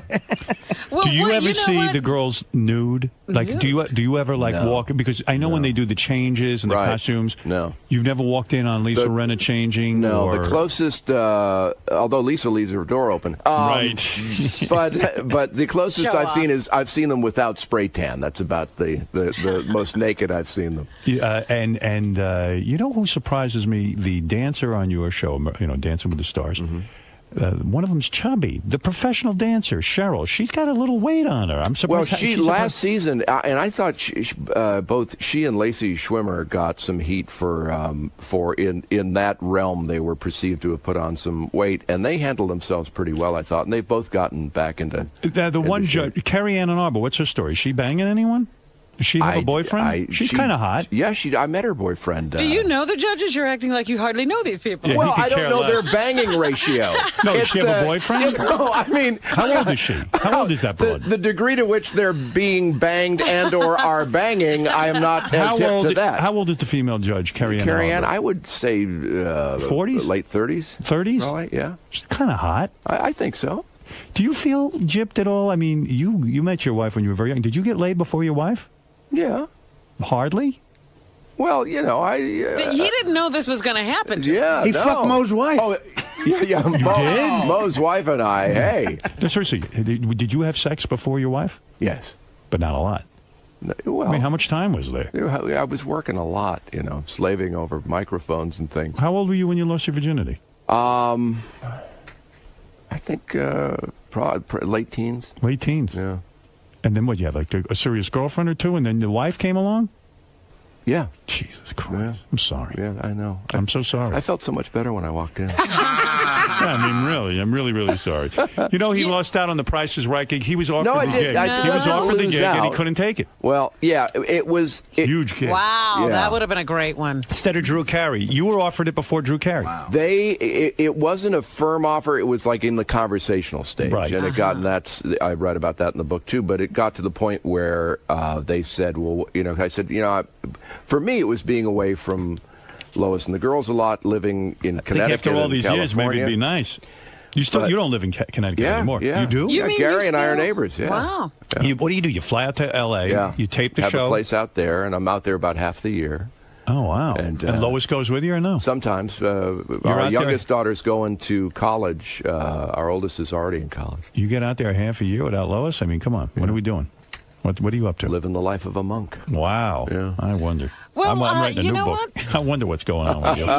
One of the people who used to show up on the Hollywood Squares a lot just died. Dom DeLuise. Dom DeLuise, I know, that's true. Oh, yeah, that's were true. you there when they had to lower the curtain down for him to get changed? Were you He couldn't go, he was so heavy. Yeah. You were there for that? Well, if he was on Hollywood Squares, I was there. He worked the curtain. Yeah. I don't know how often he was getting banged, if that was the next question. You saw little Kim's breast? It was exposed? Yes, it was. It looked good? It was making its way out. Did the girl from The Bachelorette, did her titties slip out too? her left breast. Is that what happened? Because I saw her freaking out. You didn't make any reference to it, though. Because, you know, I just to keep the show going. How'd that look? It pretty much was in keeping with the rest of her. Very attractive. Yeah. A lot of wardrobe malfunctions, huh? Yeah, boy, that's nice. Yeah, and it cost me so much extra with the wardrobe. All right, make that one a little looser, all right? When you had Heather Mills on your show, the woman who divorced Paul McCartney, she was dancing, she had the one leg. It was very inspirational that she could do that, but she's a major, I don't want to use the C word, you're a proper guy, but she is a... I'll use it. No, no. She is a terrible person, right? Did you like her? Well, see, here's the thing. Yeah. The people, the face they put to me is usually their best face because we're on live TV. And, sure. And who knows everyone's a what phony, happen. right? You don't talk to these people off stage. Not a lot. Not you a don't? Lot. No, not a lot. So you didn't get involved with Heather Mills off stage? No. So you're saying she's not a cunt? At a party, not in my experience. But I do write about one time she actually had me face down on the carpet next to a pool table and cracked my back. Really? Yeah. No kidding. At a party I was throwing for the staff. Did you check your wallet? That was fine. So you like these people? She came on Dancing with the Stars. She was very nice. She tried to rehabilitate her image with the American public. Why, I don't know. Who cares? But she... who was your dream season on Dancing with the Stars? I would think here. You ready? Yeah. Mike Tyson. Yeah. Oh, God. Right. Yeah. Have you approached him? Not personally. Okay. Fuck Carrie Ann and all, but I'll rape that bitch. What do you mean I can't dance, bitch? I'll fucking rape you and kill you. That was so good, I actually thought he might actually be here. He is here. I don't want to say anything. First, I'm going to rape Tom, and then I'm going to fuck him. And then I'm going to kill him and rape him again. Why is that, Mike? Because Tom doesn't understand what a real black man is? And Well, he's not standing out. You know what? I'm going to make him fuck him. I'm going to fuck him till he loves me. All right, good. Well, that's going to be a while. He hates the black. How long would that take? I'm a real black man. Fuck you, bitch. Carrie Ann and Arbor, suck my cock. Dance on this, bitch. Here's who you need. Mike Tyson. Yeah. Our Governor Patterson. Okay. And Michael J. Fox. Okay. Why not Stevie Wonder? How about this? Now, interestingly, and Muhammad Ali. I saw an interview where Stevie Wonder talked about, I don't know if he was approached or not, but he was considering it. And he was as a judge? No, as a dancer. Our governor is a judge. I swear to you, I'm thinking about this on your show. I know. And I bet you could get him. You get Elliot Spitzer and his whore. The whore would do it. She's a whore. She's a One whore. of them is supposed to be a professional dancer. Right. Why don't Tom? Yeah, that would be me, Rob. Why don't you approach Elliot Spitzer's whore? Honestly, I would love to see her on Dancing with the Stars. What's her name? I don't know her name. The girl who had sex with the governor. Right, of New York. sure, I remember. Who did it? Ashley Dupre. Ashley Dupre, and she didn't even know he was the governor, right? So until it broke in the news. Right. Yeah. And she wants to be a singer, so this would be good exposure for her. Well, she should do Idol. She should do American Idol. Get that bitch. I want to fuck her. Is that someone who... Mike, take a shower, man. I'll take a shower with your ass. He's going to make you love him. That's right. Golden shower. Right. Drive you back to Connecticut with my cock. So that would be a great, and I would think you could get her for that, Ashley Dupree. Yeah. I'm being serious. Why wouldn't you be able to get her? Yeah, you're acting like she's... I don't know. Somebody else is after her. How about Lisa G? Is she on Celebrity Apprentice next season? I don't know, but I'm telling you that's a real good get. Now, the book has come out. This is exciting, because when I think Tom Bergeron, I don't think a book, but yet you had enough of a life to sit there. Enough of a life for a pamphlet. It's unbelievable. No, the book is very entertaining. I was looking at the pictures. Yeah. I was shocked to see that you worked as a professional mime. Yeah, I look like an Amish. A mime. Well, here's a guy who talks for a living. It's worse than that. I look like an Amish mime. No, you look good. I mean, you look like Marcel Marceau when you're a mime. Don't let the imaginary door hit you in the ass. Yeah, exactly right. Your parents still alive? Or yes, they are. They are. Yeah, and they're proud of their boy. In the house I grew up in. You got brothers and sisters? One sister. She's a nurse. Yeah, 4 years younger. She must be jealous. Yeah. The house you grew up in, you cheap bastard. Oh, I should buy them a new house? I had to. It was a long story. Yeah. Tom, what are you worth? Seriously, what is your net worth? It's got to be. You're a very successful guy. You've managed to beat the odds in this business. You're always working. Yeah. You're always on television. You're in some of the biggest hit shows. Yeah. I got to figure you're worth. I'm going to say conservatively. Call me nuts. 15 million? Well, now what's yours? Because I'll give you. I'll work it as a percentage of yours. What do you think mine is? Oh, I would say you're $500 million at this point. No, $500 million. You're out of line. Because you're not paying them anything. Guess Ben's. I quit. No. I would say, you know what? Bob Saget, I happen to know this. Yes. Because he told me drunk one night. Well, go ahead. He's worth $15 million. Is he really? That's what I think I heard. That's what I think I heard one night. Wow. So Tom Bergeron might be Bob worth more. Saget's worth $15 million? Yeah. Yeah, and I tell you what, Tom Bergeron's in every. I mean, just from America's Funniest Videos. I'll give Tom 7 to 10, maybe. All right, and after this, I'm going to see if I can line up some voiceovers. Dancing with the Stars money, Hollywood Squares money. I'm going to try to sell you the Mo and Larry tapes. Mo and Larry tapes? Yeah, there's a good $50 coming to you for that. The guy was making $1.75 at Haverhill's WHAV. That's right. I mean, that's big money. I don't know. Let me tell you. Here's Wheels. Wheels, you're on the air. You're on with Tom Bergeron. By the way, the book is called I'm Hosting as Fast as I Can. It's in stores now. I get nervous when I read these in front of Tom because Tom's so smooth. That was very good. He's a pro. That was very good. Wheels, you're on the air. Oh, no, Frankly, you're on the air. Frankly in Boston. Hey, now. Go ahead. Frankie, not Frankly. Frankie. Hey, Tom, how's it going? Good, Frankie. How are you? Dynamite. I grew up watching you on up here in New England. All right. And it's funny how successful you become because you're such a fucking putz. Yeah. Oh, wow. You know the sad thing about that is Jesus. That's really my dad. Is it? I think it's Mo. Where's the house? It's Mo. How'd you get this number? Did Mo ever call you a putz? Oh, man. Let's go to Wheels. Wheels, go ahead. You're on the air. All right. You already kind of stole my thunder. I watched the show, obviously, because I have nothing better to do, but her boob Wheels, you sound Melissa's tit popped out. Yeah, Wheels. He's going to talk about that. Okay. Well, Wheels I'm in a wheelchair. He's in a wheelchair. He's depressed. Yeah, good, Tom. Great job. Yeah. Why don't you insult him some more? I thought that was insightful then. What about, would you ever put Amy Fisher on Dancing with the Stars, you think? You psycho. Yeah, we're not going to let Howard I mean, she shot a woman in the face, and yet she did do jail time. That's right. So she's done her debt to society. If she shoots Julianne Hough, those are big numbers. No. Amy Fisher, would you have her on Dancing with the Stars? Jeez, I hope not. Well, You'd be here you against go. that. Yeah, I would. Amy Fisher, Tanya Harding, get all of them. Nice. They could you go. do in each It's other. the jump the shark edition. You take the creepiest people in the world. You ready? Amy Fisher, Tanya Harding, Octomom. Rush Limbaugh. Oh, geez. There you go. And do you know, what about Amy? Do you know Amy's husband, Lou? Rush would Valera? be the only person to gain weight during the show, I bet. It'd be really good. You'd still host, though, right? If they got the worst people in the world, you'd still be there. You don't care. The check's clear pretty quickly. One of the judges appears to me anyway to be gay, right? Is the guy all the way on the right? Is he out, or is he just is he keep that See, quiet? I don't know who they're banging or when. I don't know, their official sexual orientation. He didn't blink when I fucked him. Does he have? Is he admitted? I mean, I don't know. Maybe he's just found it heterosexual. I don't know what he's. I don't want to. I don't want to get in trouble. I think that both of those guys. Is Wheel could feeling be gay. ignored? You think Len is gay? Yeah. Len's married. Len's a married guy. Yeah, he could be gay anyway. So was They've been Liberace. married gay.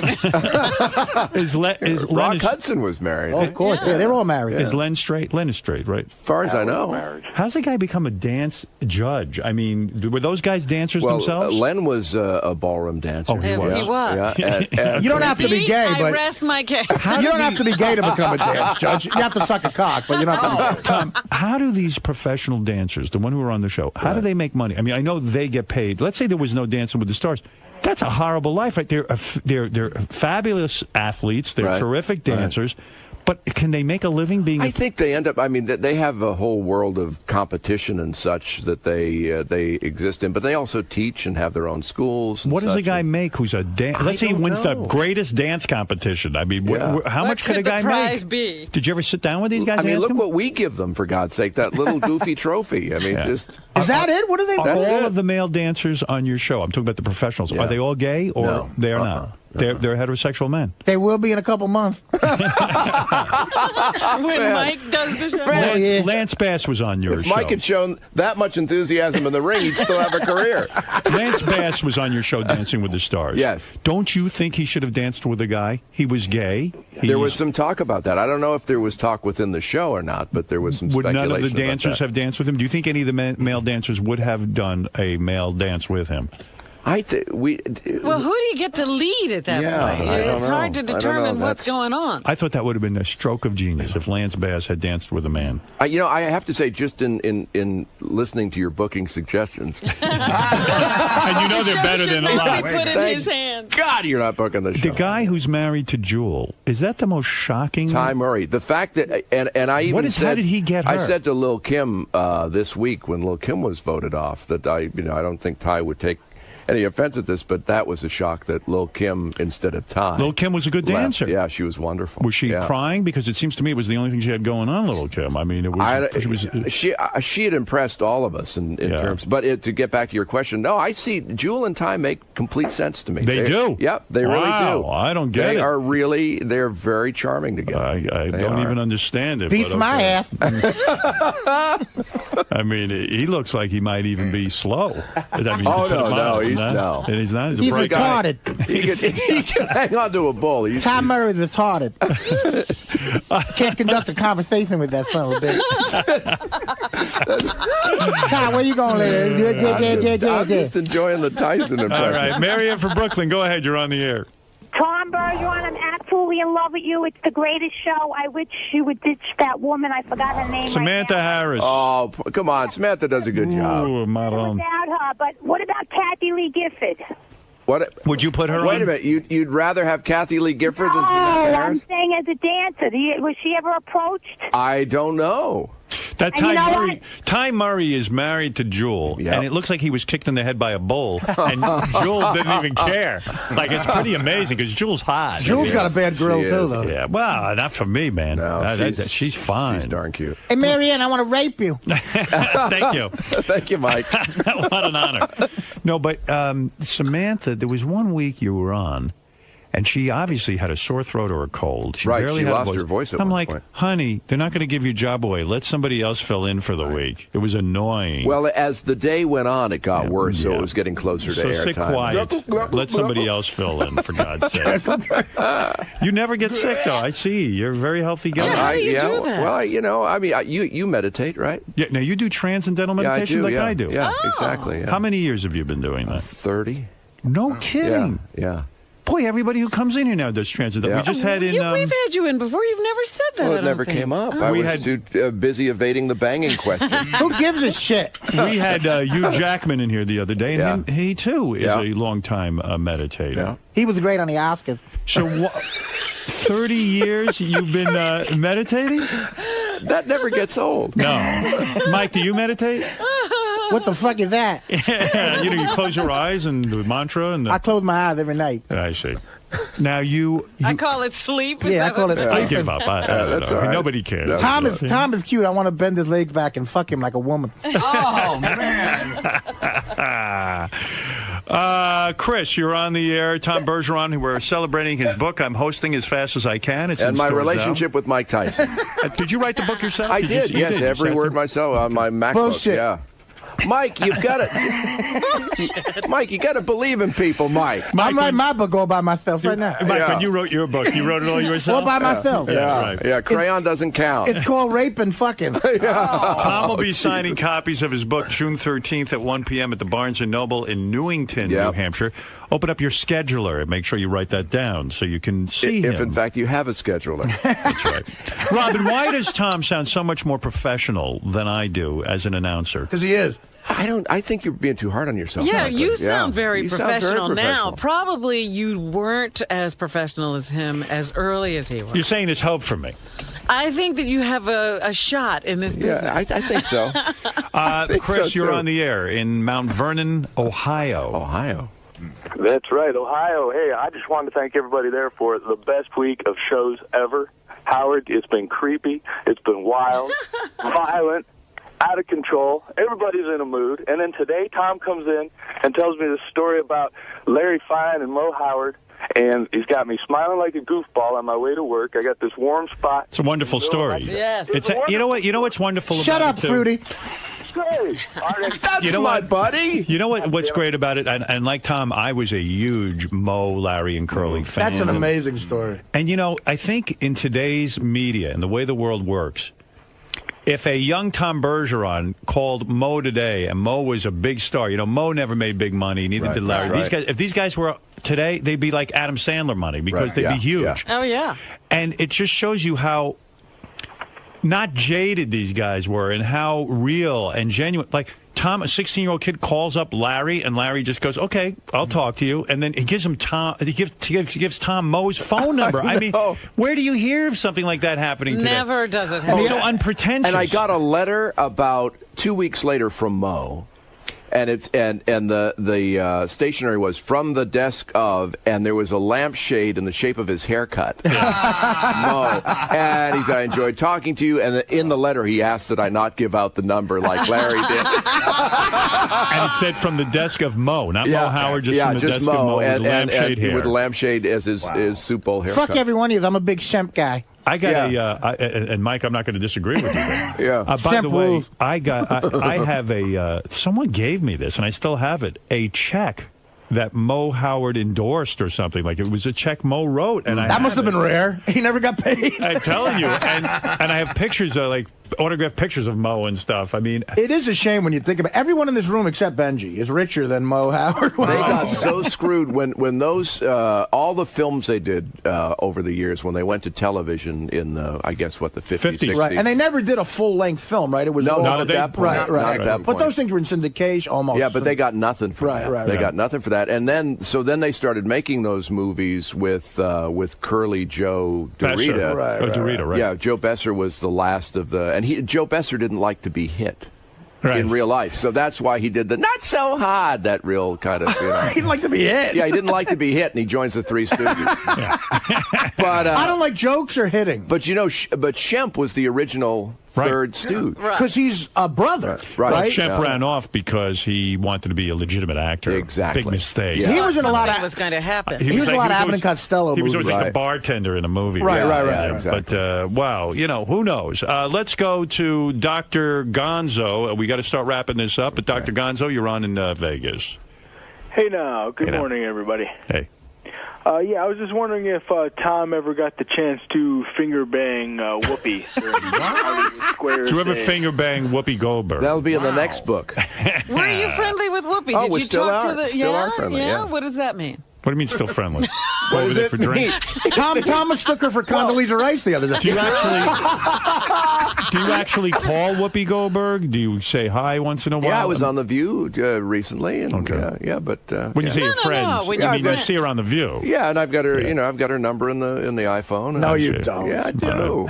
We don't believe you. Give it to me. That's right. We'll call her right now. Why were you not Dick Clark's New Year's Eve replacement? Why Ryan Seacrest? Are you a rival of Ryan Seacrest? Do you worry about guys like him? I don't. That should have been your gig, right? You wanted it. I know. I didn't really. I know you campaigned heavily for it.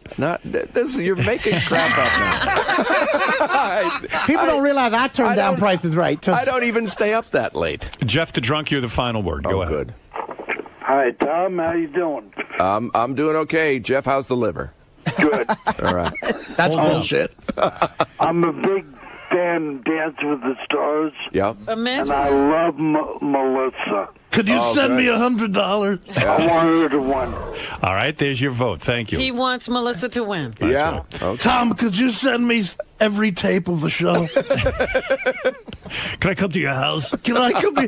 My house won't start. The transmission's bad. Can I? Now there's a guy for Mike Tyson right there. Oh yeah. When I was reading your book, and I learned that you, for a short time, were the host of ABC's Good Morning America. Well, I was under contract to become. Yeah, I was a fill-in host, That's a but I was huge job. I was under contract to actually take over the show. Yeah. And you had to leave because your female co-anchor was such a. I don't want to use the C word. Maybe Mike Tyson would. We were chemistry impaired. Was she a I know someone who worked on during those years, Yeah. and they said that woman was horrible to you.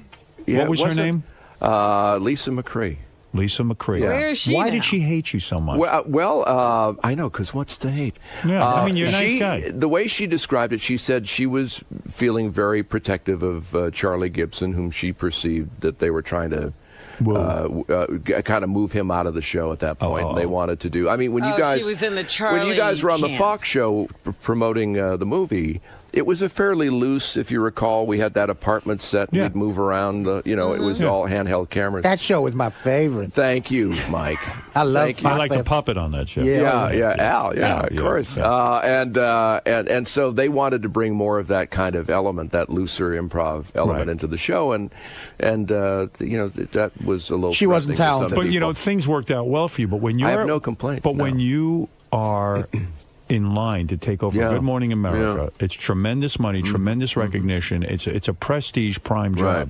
And then some woman sabotages you. You can't tell me that isn't a low point in your life where you're sitting there going, oh, my God, because you don't know what the future's going to hold. No, there was a New York Post entertainment page headline, GMA to Tom, you're out. Right. So I'm looking at that, and I'm thinking, okay, all right. And in the article, they're going, but the industry sources says Bergeron should have no trouble finding another job. I'm going, well, really, could I have their number? Did you call up this Lisa McCree and say, honey, what the hell did you just threw me under the bus? Really? No. Tom to Lisa, go fuck yourself. If you saw her today, what would you say to her? I mean, would you have said? I mean, not today, but I haven't seen her since. She did. People Magazine interviewed me when I won a daytime Emmy for Hollywood Squares. Right. And you used the C word in reference to her. I did not. You did not? And they asked me about that whole time, and I said, look, to some people you have chemistry with, like Elizabeth Vargas. Some people you don't. Right. And they contacted Lisa, and she said, well, he's probably right. I was feeling very protective of Charlie Gibson, so everyone's being a little too nice. I'll tell you that. I know. Everyone's a fucking thing. It's all worked out that now. me. You should have caught it So at I've the learned time. we're both fans of the Three Stooges. Yeah. We both do transcendental meditation. That's right. We both are disciples of Dr. John Sarno for our back pain. Yes, absolutely. Right? Yeah, absolutely You've right. gotten rid of your back pain through him. Did you see him, or you just read the book? I read the book, and that was it. It was that, and a lifesaver. it was. It really was. I mean, it was amazing. Will you ever dance on Dancing with the Stars? I did once in season 2. I did a very slow, quick step. Yeah. Is that Tyson or Artie? I can't tell. That was definitely Artie. Definitely Artie. That was every fucking guy in the country. How did you do? Did you do well? I did. It did for me what I wanted it to do, which is to help me understand what they go through more. It's hard. It's not easy. Why do you give a fuck what they go through? You are faggot. Did you have to play Hollywood Artie, Squares? if you had more empathy, you wouldn't be so bitter and fucked up. You're right. Maybe I'd be the host of a show. There you go. So do you think? So you think the show will go a couple more years? Or definitely, I think so too. Definitely, yeah. Oh, hang on to that with white hot knuckles. Absolutely. Don't you let that Lisa McCree come in and get you kicked out of that job. No. Yeah. By the way, Lisa, I just saw Lisa McCree at the Lincoln Tunnel. She washed my fucking windshield. By the way, you want to know the truth? Lisa McCree last hosted a local PBS show in California, and that was canceled in 2007. Wow. So. Yeah, bitch. Okay. Now I'm dating Tom. He's so kind. You're smiling. Does that make you feel good? No, Fuck Lisa McCree. I'm doing fine. I don't wish ill on anyone. You're a gentleman. I like try that. to, All right. This is what meditation gives us. Yes. Tom Bergeron, You're I will mention it one more time. magnanimous. I'm hosting as fast as I can. That's the book that Thanks, he wants you to buy. It's a book. It's got pictures. It's the whole thing. Oh, it's got pictures. And you can get it on audio on iTunes or whatever, and you can see if I'm worth having as a voiceover artist. And you never dyed your hair? No, never. You think this gray, I would work on this? Why? I'm sure at some point you said to yourself, hey, listen, I got to compete with younger guys or Ryan Seacrest, this one, that one. What made you not go Hollywood? You never got the facelift, never got the makeup, and never got the fucking hair colored. What is it? Well, because it looks sad. Good for you. It just looks sad. Right. When they do it. It's not, everyone sees And through who knows, right, exactly right. You never see a guy who's colored his hair and go, wow, isn't it lucky for him he's kept that natural hair color? It looks like a sad middle-aged guy is coloring his hair. But in 2005, you had pec implants. Is that correct? You got your pectoral muscles? These are all from the gym, man. Okay. All from the gym. Bullshit. Tom Bergeron, thank you for being here today. All right. It was a delightful conversation. It sounds like you're trying to say something. I just want to say to Mike Tyson, drinks later? Absolutely. Are you going to make him yours? Oh, I'm going to make him mine. All right. We'll be I'm back. going to fuck him like Lisa McCree did. Nobody can fuck him that good. Oh, yeah. All right. Listen, Tom, you just control yourself. All right, I'll do what I Stop can. throwing that F word around. All right. You're a host. I had to get once, just once. We'll be back right after these words. Tom. Well, that was virtually painless. How'd it go, man? It went great. He's so good promoting the book, and the Mike Tyson thing, it was killing me. Yeah, Howard had a lot of suggestions of people you should have on the show. Yeah. As a radio king of all media, as a friend, and as a promoter of my first book effort, Howard is without parallel. As a booker for Dancing with the Stars, frightening. You don't think any of those people are going to get on the show? No. No Mike Tyson? No Octomom? Octomom? No, I don't think so. I don't think so. Now, before coming on, did you realize you had so much in common with them? Well, I knew Howard did TM, and of course, anybody who had either seen the movie or read the book of Private Parts knows his background in radio and all that. So he was impressed with the Three Stooges interview. Yeah, the Three Stooges thing. I've found more people like Howard and I are the same age, and people who grew up watching the Stooges who really love that story because I was 16, it was a cold call from my parents' house, and that they actually would talk to me, let alone give me each other's unlisted phone numbers, was pretty cool. All right, so you had a good time today? I had a great time. All right, next time you have to know who's banging who on the show. Yeah, because that's the kind of information I certainly want to disseminate. Yeah. All right, thanks. I really am. Nah, I kind of am. I'm kind of done. I mean, I love it here, and I love doing the radio show and all that stuff. But I think after a year and a half more worth of shows, it's time for me to sing my swan song. And some things are starting to bother me, and I don't want it to get ugly. Oh. You know what I mean? There are things around here that are bothering me. I see. And I'm not the type that complains to people, so I just let it brew inside of me, and then I just leave. But, I don't know. Stuff bothers me. Stuff bothers me all the time, but I don't know. It's enough already of me. Well, David Hinckley just had to change his article. Yeah, well, I don't know. It's like Jimmy said to me over the week. He goes, "You got to stay. It's so great. The show's never been better. Blah blah blah blah. You guys work so well together." I said, "Yeah." I said, "We do." I said, "We're good at this, but how much longer can you keep doing this thing?" Well, here's a rap that everybody gives me, and so I'll ask you now. You'll be fine doing nothing. Everyone says, can Howard get, people go, Howard, I know his personality. I listen to him. He's a personality. Can he stay home and do nothing? Well, he won't doesn't have to do nothing, No, there are things I could do.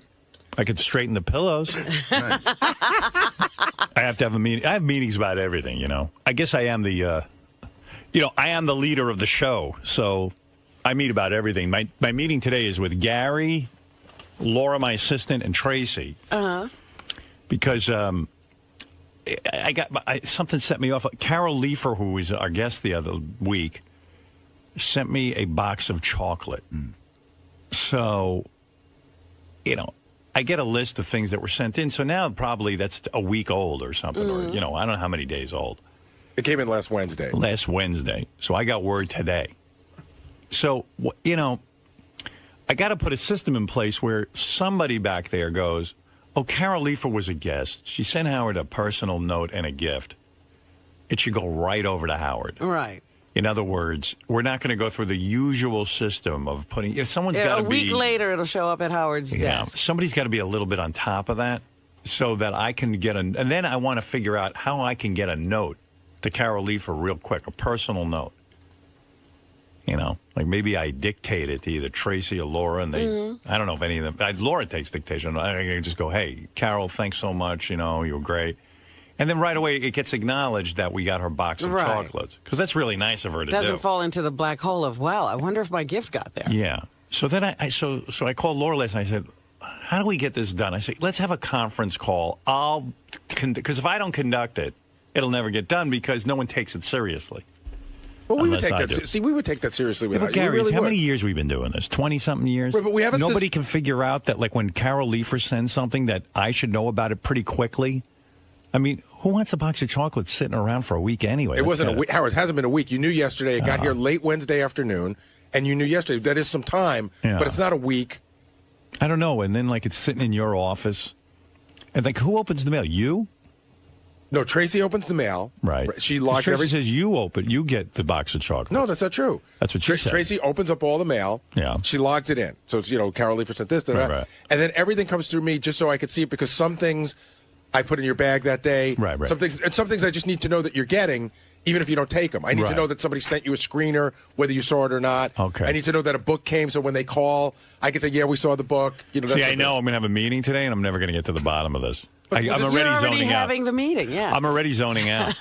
Like Gary, we're in the meeting. Like Gary's explaining it to me, and I just go, can't you just get this done? It's like Jimmy talking about his breakup with Sarah. Yeah, I don't understand. It's like I just go, I don't know how to get it done, but you get it done. But you get a list every day. I guess you just didn't see it quick enough. No, but we get the list. By the time the list gets to me, and the time I get to read it, it's 5 days old. Howard, I'm your man. Let me open all the mail. You have the meeting, and I'll log it in. Yeah. No, what you're saying is certain things should get personal attention. Like they shouldn't go through the system. You should just be expedited to you that Carol Leifer sent. Right, but you can't. And then something should be triggered to say, Howard, you dictate this thank you note to Carol Leifer, and it'll be sent right out. Right. We have the address. There's certain, when you get them, these things need to be taken care of right away. Like I noticed Letterman's got a system in place. Whenever I do anything for Letterman, there's a note that comes. It's typed, and it's like from the desk of David Letterman, and it goes like, hey, Howard, it was really good seeing you. Let's get together sometime, blah, blah, blah, blah, David Letterman. Mm-hmm.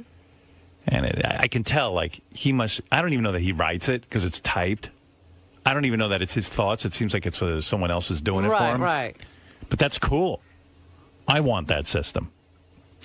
But I know I'm going to get on the phone today and be aggravated that I even have to take time to come up with a system. Like, I shouldn't have to. Would you believe me if I told you we will handle it? You wouldn't. I would. What are you going to do? Let me hear it. Well, listen, this is the first you brought it up that you want something that quick. Because usually wouldn't it be cool, like, if I said to Carol Leifer, hey, that was really nice of you to send something. It was totally unnecessary, but man, you're the greatest, and the hardest part of the system is deciding who fits the bill. Right. Like in other words, if Mark Harris sends you something, does that fit the bill? You answer the question. You answer your own question. Probably not. Okay. But so I never who know am with I talking? you. You think I'm talking about Mark Harris? No, but I never know with you because sometimes you go. You don't know the difference between Mark Harris and Carol Leifer? I know the difference between them. But, I don't. But sometimes. Yes, you do. No, sometimes to you. All right, you're like, name a name that you think you can't tell what to do. And then Mark Harris must have been a bad example. Right. If that's the example. Beetlejuice send something, Gower. I got to look at the schedule for the last couple of weeks. All right.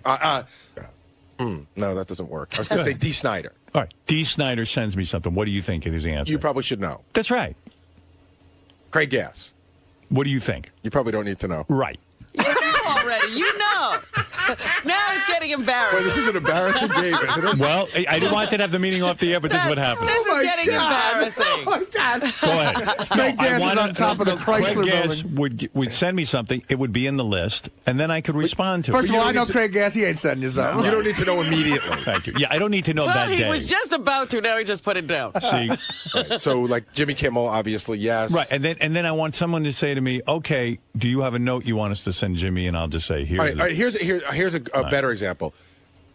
Lisa Lampanelli was here the other day. Good. And she handed you, while you were in here, she said, here's an autographed DVD and CD. I'd love, for you to watch. But it's in her mind, it's a gift. Okay. What do you think the answer is on that one? Probably not. Right. See, you already know. You know the answer to this. Yeah, but Robin, here's the point, and you know this because you've seen me for 25 years. I know till I don't know. And then when I don't know, Right. I'm the biggest dick in the but world. even if you get it 99% of the time right, meaningless. you're helping me. Fucking No, you're meaningless. helping me. No, because 1% will be the first 3 hours of the show. Right, Gary's got a point. No, listen. Okay. Be honest. Lisa Lampanelli is a great girl, but she gives me a DVD. Okay. I mean, That didn't, I'm yeah, talking that's about. not out Okay, of Lisa, her. if this is her, Lisa Renna. Go ahead. Sends you her book. Go ahead. Hey, Howard, it's with a note. Howard, you're great. I think she sent the note something like, I couldn't wait for you to have this book. I think you're going to love it. Okay. Is that a gift or a promotional item? What's your answer? What do you think? I think it's a promotional item, but she Right. sees it as a gift.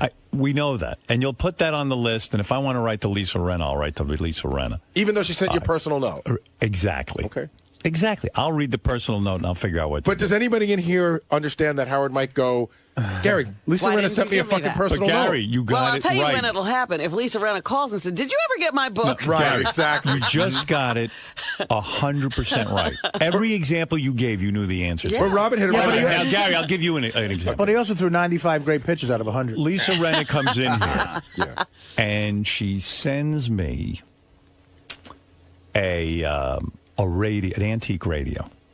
That's a yes. Ah. Okay, I got one for you. Okay. I go. Fran Drescher used to come in all the time. And Go then ahead. after she came in, I'm going to send you a gift. And she would send you those fucking croutons. The pasta and the croutons. Right. It's a gift. Howard, I am sending you croutons because you're a good guy. Okay. What do you think? I think no. Exactly. You know exactly what I'm talking I'm about. sending you crouton. Send me the croutons, so I'll talk about them on the. But okay, Fran Drescher comes in, and she's on the air talking about she just bought a Kindle, and she thinks it's the greatest thing. So then you get a personal note in the mail from Fran Drescher, and it says, "Howard, I love being on the show. I want you to try a Kindle. I went out and got you one." That's a yes. That's a resounding yes. Here's so one. there I you got, go. I got one for you. Go ahead. Okay, this is a tough one, but Go ahead. Remember- I bet you it's not tough. okay. Remember the comedian Bobby Slayton? Used to I do a show remember with- Bobby. Bobby's wife owns a kids' clothing store. Right. Right. He sends you a box of clothes for your kids. Go ahead. So the answer. What do you think? Well, now it's tough. Tell because me what you think. The answer is it's a yes, gift wise, but does Bobby make the cut celebrity wise? Now think about it. He's promoting his wife's clothing line. But it's And still a big do you box. think there's a real rush for me to get to Bobby Slayton on that one? Yeah, but I'm sure your daughter's favorite designer is Norma Slayton. Yeah, exactly. Come on, Gary. What do you think? That can wait. Teddy Slayton. In other words, I'll get a note out to the guy, but, you know. All right, but that's a tough one because he is a celebrity and it was a box of clothes. Right. You know what? That box of clothes is going to end up in a garbage. Let me tell you something. There's two things I'm that going are to give it iffy. to charity, which is 99% of what I do around So I'm here. gauging the level of the celebrity and the quality of the gift. The only one you got wrong so far is Carol Leifer's chocolates. That's it. Which started this. The real one. There's Yeah, two the real things. one. There's two things that are iffy: whether or not Bobby's a celebrity and whether or not those are clothes. Right. Gary, you missed one very important aspect. If Howard was single, you give him anything Lisa Renna said. Right. Right. Tracy, Oh, when I was single, it was terrible. I know, Gary I can and I had meetings about that. It was that so was embarrassing. so uncomfortable, Howard. That was- Really? When I was single and there was a hot chick on the show and I wanted to go out with her, I would somehow say on the air, "Hey, yeah, you know, you should get me your number." And then That's a good Gary, code. And Gary would walk in and I go, "Gary, did you get the number from her?"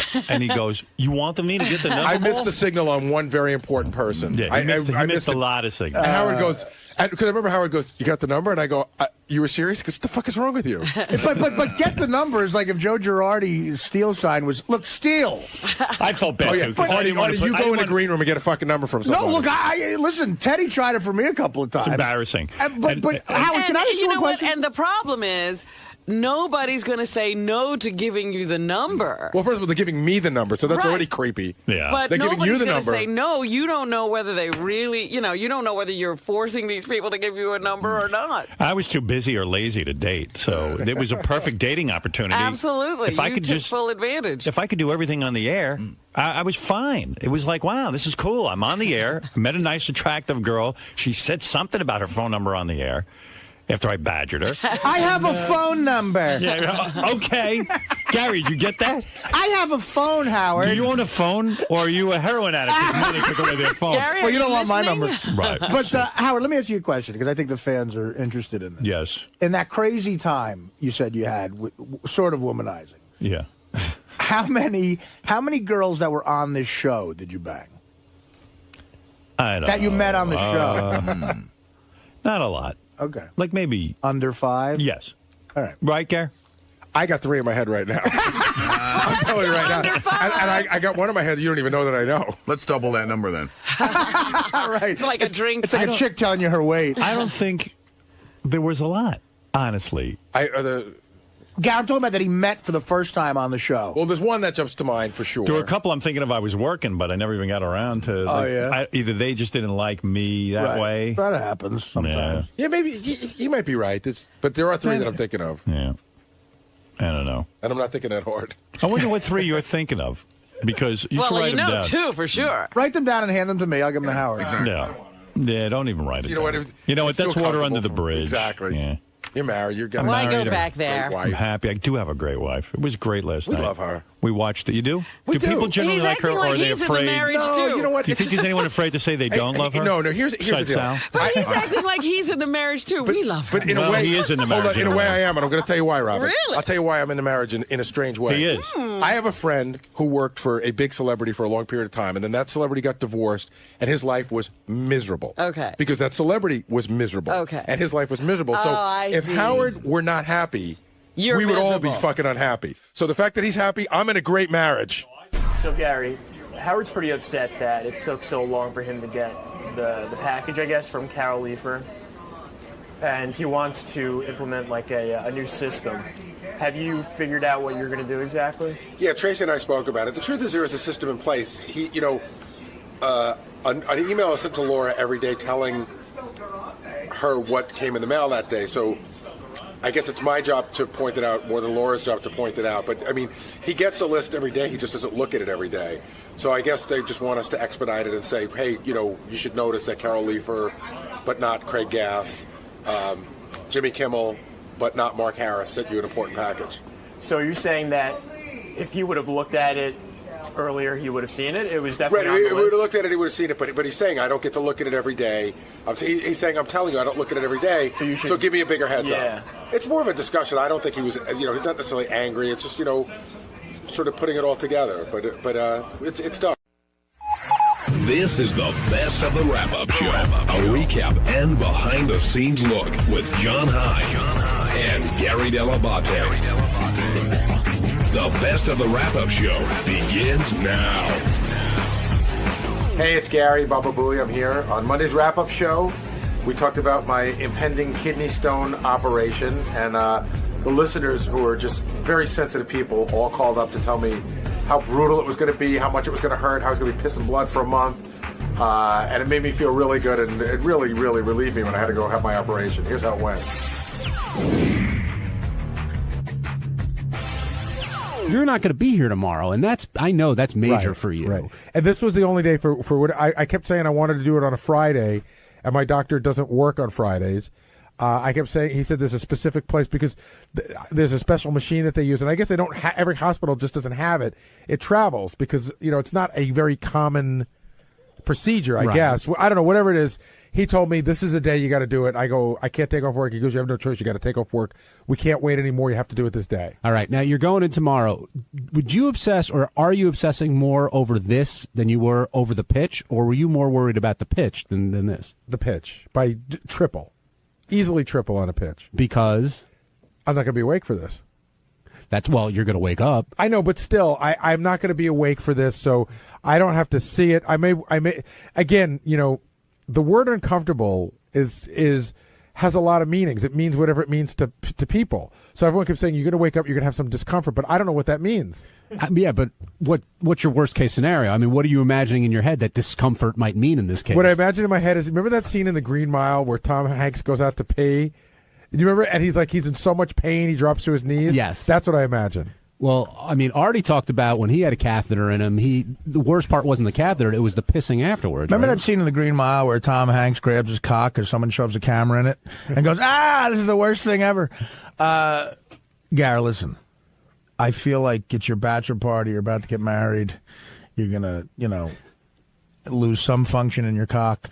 I don't know. Like what Howard said today, it's worse than going down on a plane crash in some ways. It's just. But look, I'm a survivor. It's like, you know what I mean. Like I've gone through this, so you'll get through it.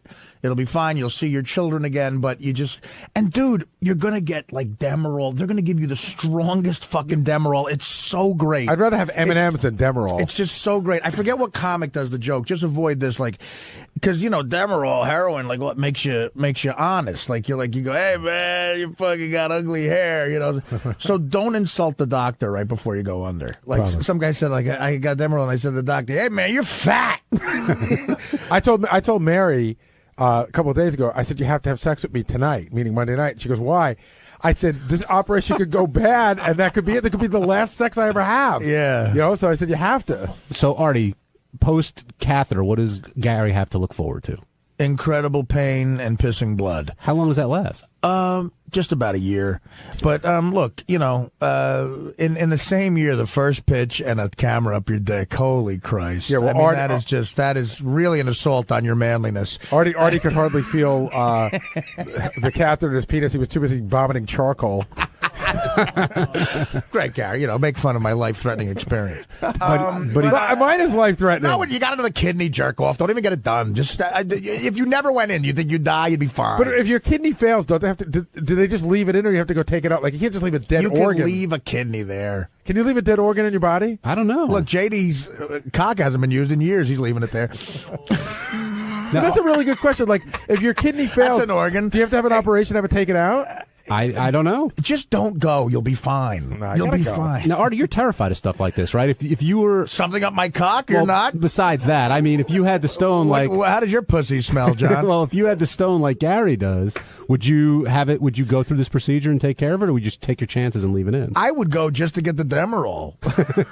I mean, of course, would I go to? Yeah, if I had a kidney stone, would I go to the doctor? Yeah, John, I would. Well, not go to the doctor. I mean, undergo what he's about to go through. Well, if the doctor told me that there's no other choice and he can't get the equipment. I mean, first of all, what is he, a drywaller or a power washer? We can't get the fucking equipment. I mean, go to a hospital or something. I am going to a hospital. Yeah, but they can't get the proper equipment. I mean, what is the equipment? Where's the equipment? I think it travels. It's not a very common procedure, so I think it travels. That's what that's what they have me. And so it's like David Brenner? Exactly. But I thought it was, what Artie just said, I got to go to a different place for a second. See if they'll shove David Brenner up your cock. Like Artie's talking about how much he loves the He's already up your ass. Artie's talking about how much he loves the Demerol, and you would just do it for the Demerol. Right. Have you ever done anything in your life like to fake getting drugs? Because I keep thinking of No. That's the funniest question. How about coughing? No, because I keep thinking of. You remember the kid that was on?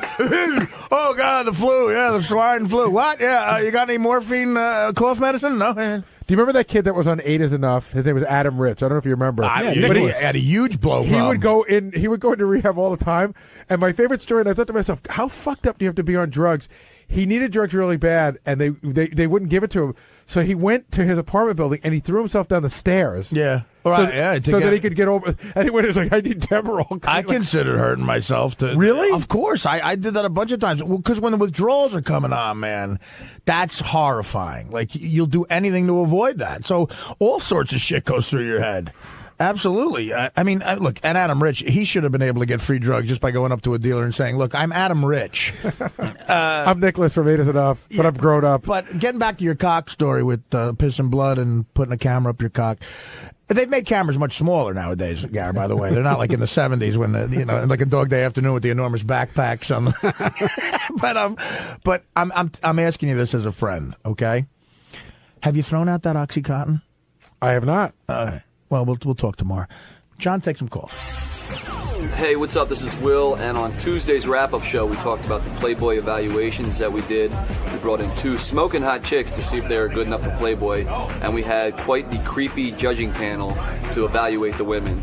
The panel included the great Ham Hands Bill, Lou Bellera, Amy Fisher's husband, and Ralph Sorella. In the middle of the interview, Lou Bellera and Artie got into it, I guess. Artie made one too many Amy Fisher, shooting somebody jokes, and it got a little ugly. Check it out. Let's get to the Playboy evaluation. And first, Ralph, you were a judge, but I asked this to everybody here. Should those girls, do you think they're worthy of being in Playboy? I think that first girl with a little work, the hair, she needs a little hair, tighten up the body a little bit. I think she could be in Playboy, certainly. That was Aisha, right? I think, whatever. Number one. That's number one. The first chick with the annoying voice. And Howard seemed to agree with you, but Lou Bellera, who's Amy Fisher's husband, disagreed and felt pretty strongly that neither of the girls are Playboy material. Yeah, the second one was super hot, like stripper hot. She had a great ass. She had, nice tits. But she just wasn't. She was taller. She was too thin and lanky. Playboy's more like rounded Marilyn Monroe types. You know what I mean? You called her a stripper 10, right? Yeah. Oh, she's hot for a strip club. You kidding me? Now, if you didn't hear Lou judging, here's a little bit of what he had to say from the first contestant, who Ralph and others felt should be in the magazine. I've looked at many women over the years. Now, here's what I see. Your tits, I think they have to be raised up a little. They're really? Drooping a little. Howard, they droop a little. Lou, what the fuck? You asked for honesty, you're going to get honesty. Go ahead. Chicken legs, yes. I agree. I'll admit that. And What's wrong with chicken legs? I like on a girl, I like a nice ass. You know, one that curves out, juts out. I don't see a curve over there. Around Turn to the side. Nah. That looks pretty good. Too thin. But it's proportional to my little body. I like to see the hair a little longer and flowing, Right. Yeah. But, she's got decent tits, but decent. So you say she would not be acceptable to the Playboy not people? To me. So Lou, very, opinionated and definitive about what he likes to see in a Playboy girl. I'm super picky, especially with tits, and hers were perfect. She had absolutely Great. beautiful tits. I mean, they were not droopy. No, he wants like those fake rocks on her chest. I guess that's what he means. But those are almost, I thought they were fake. I thought maybe she was, saying she didn't have implants when she did. I thought they looked that good because I don't like real tits. I think they're horrible. They flop all That's around. ridiculous. They're not good. They and by the time they reach the time the girls get old at like 26, they're drooping. It's a bad scene. Now, what that led to, of course, you heard Artie in the background there, him getting into it with Lou a little bit, Artie bringing up Amy Fisher and Lou basically not wanting to talk about it anymore, saying that's been done, let's move forward. Yeah, but, that's ridiculous. That was years ago when she shot somebody. Well, I guess she needs to be known for her porno. Well, I guess the question is it possible to have Lou in there without acknowledging that somehow and breaking his balls over it? Because Artie says, that's part of what he does on the show, and he would do it for anybody who came in. Yeah, of course. I mean, Artie was perfectly in line, I think. I don't know. I mean, we didn't bring him in for that. We brought him in because he's kind of creepy sounding and he's funny on the air. And I know Artie loves to hammer him with the Amy Fisher stuff, but I think he's funny enough on his own that you don't necessarily need it. I mean, it is great when Artie brings it up, but it's not necessary, right? I think Artie it's fine that he brings it up. It's funny. It was funny as hell. To me, that was one of the great moments, the tension that you felt while that was going on. But it really finally hit me. Like, I understand Lou's point that to him, Amy's has a whole life. She's a whole woman. She's moved way beyond what happened. It was a horrible incident. But if Mark Wahlberg came in, he did the exact same thing basically. We wouldn't constantly be berating him about what he did at 16. Yeah, but Mark Wahlberg is producing successful shows. He's an actor. What are you going to berate him about? I understand that, but to Lou and Mary Jo is walking around and there's a guy without that Mark's eye gouged some guy's eye out.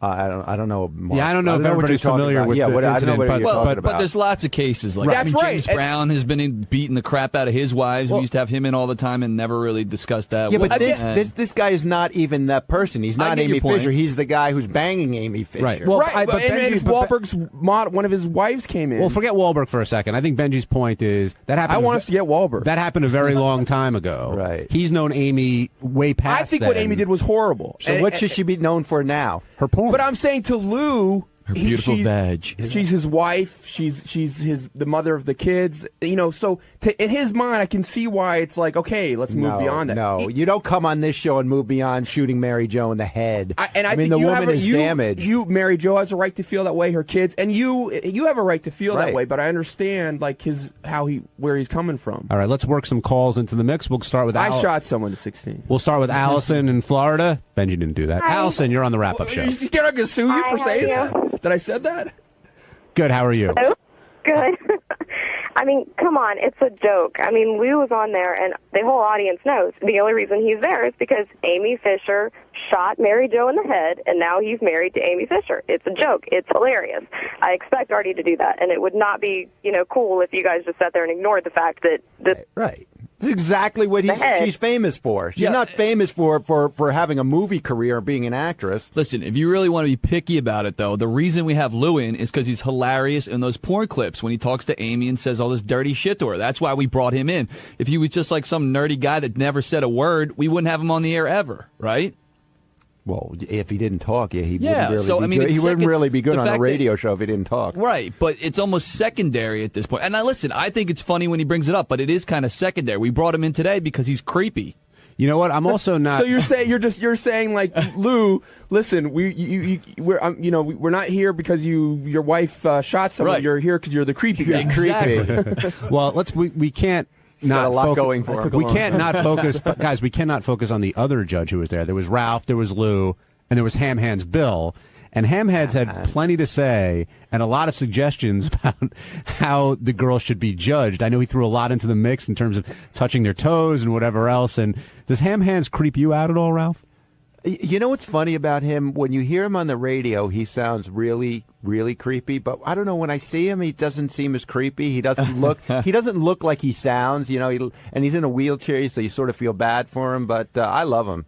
And the touching toes thing was great. I mean, that was a nice little thing. He brought something to the table. Yeah, well, he was fired up to be here, and one of the judges, correct? Oh yeah, I mean, he went on a little too long women. a couple times. You thought? I thought he was great the whole time. If you think Lou's creepy, I mean, he takes it to Ham Hands Bill takes it to a whole new level. Super creepy. You know what I mean? But he was great for this, and he knew exactly what to say to the women.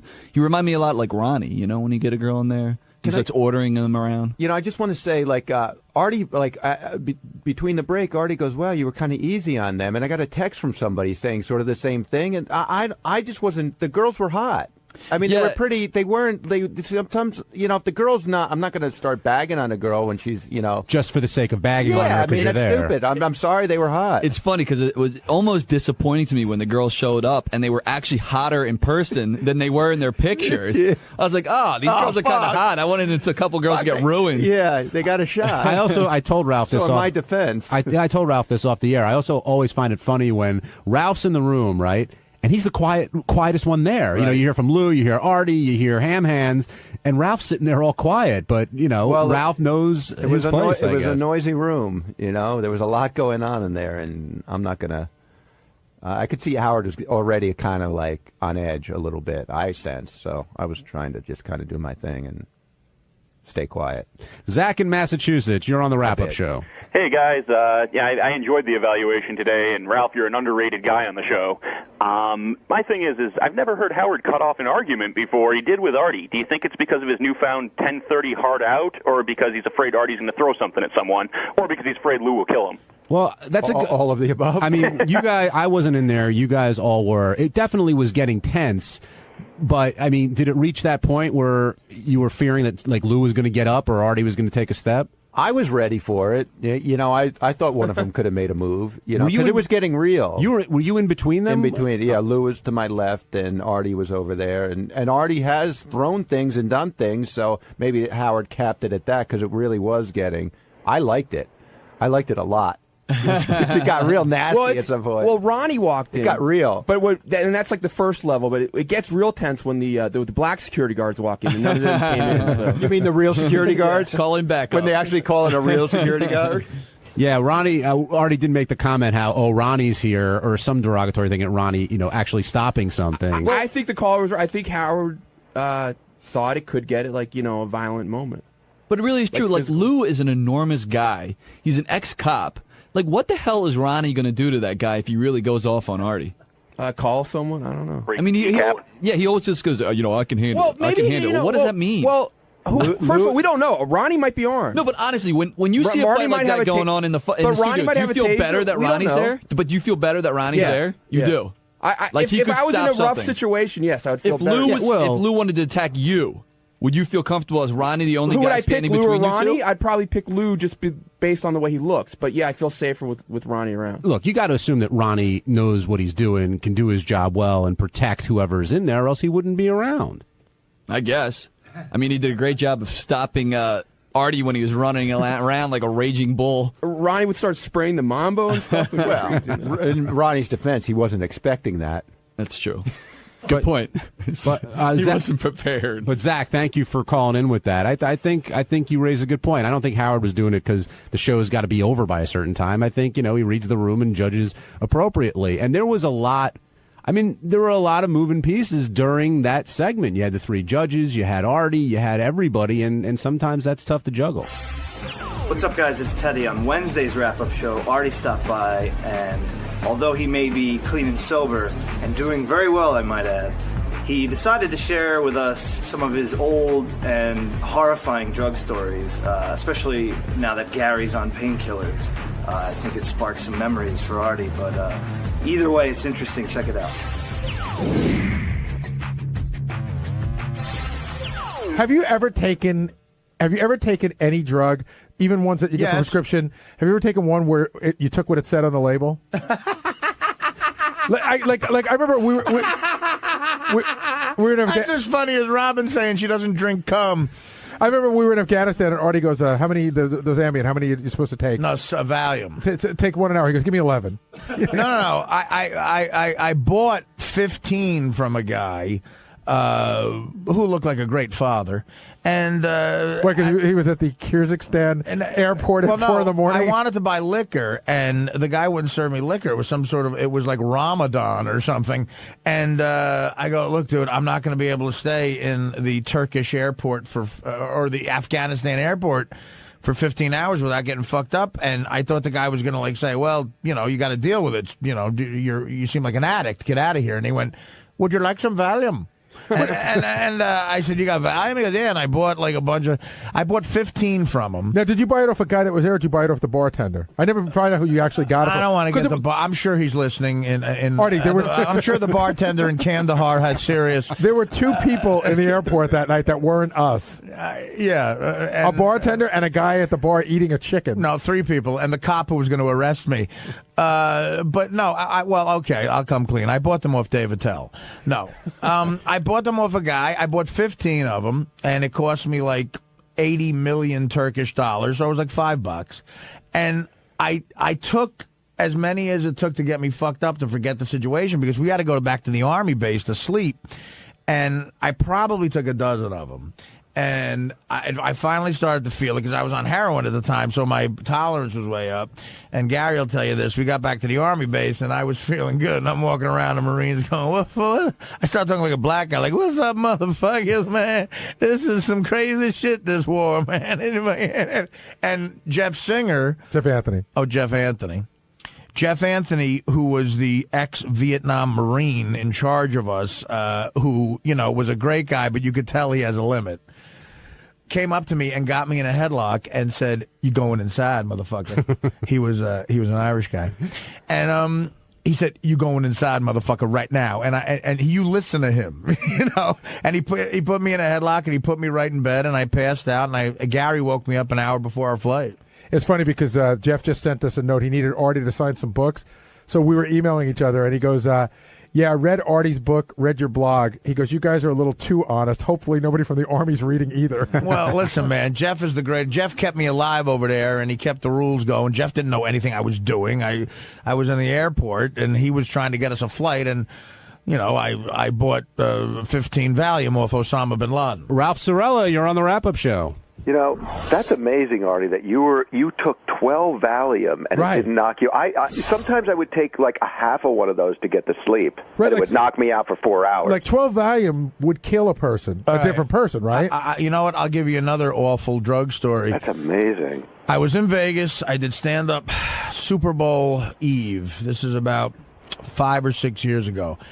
And I was coming down, and I was going through withdrawals, and I ran out of stuff. I had to get on a plane at 7 a.m. to get home. I wanted to catch the kickoff of the game, which I had just put $50,000 on. Okay? So I'm sitting in first class, and I scored 25 10-milligram Percocet before I got on the plane. So now I have this on. Wait, can I just interrupt? So to give you an idea, the oxycodone that I have, basically people tell me that's Percocet. So you heard me describe earlier how I felt when I had one. Right. Okay. Artie's now got 25. I had 25 10 milligram. You probably have 5 milligram. You're probably right. Right. So I bought it off this guy who shall remain nameless. And Bob Levy. But not, I'm kidding. The Reverend Bob Levy. And I got on the plane because I said I can't go through withdrawals on a plane. I had a 7 a.m. flight. I did stand up the night before. I stayed up all night in Vegas, and I just went right to the plane. I got the car. Teddy's seen that move. I just stay up and I get a 5 a.m. car and I leave. So now I'm on the plane, and the movie. You know what? You think I was a hack comic for making this up? The movie was. The Yaya Sisterhood or something. The Sisterhood of the Yaya. Right, Traveling Pants. Oh, or something. Sisterhood of the Traveling Pants. Right, okay. The Yaya Sisterhood of the Traveling Pants. Not Yaya. That's different. What's the Yaya movie? That's both of them together. It's the Divine Secrets of the Yaya Sisterhood. Which one is it? But it was. Thank you, Jane. They're all the same movie. That's true. So right, exactly, Ralph. You're right. But it couldn't have been like Rambo 2 or something. It had to be that. And the only thing, by the way, that I buy that has the word Yaya in it is the Stones album. Right. But so that's the movie. So now I'm sitting there, and my mother had made sausage and peppers for the game, and her and my uncles were coming over.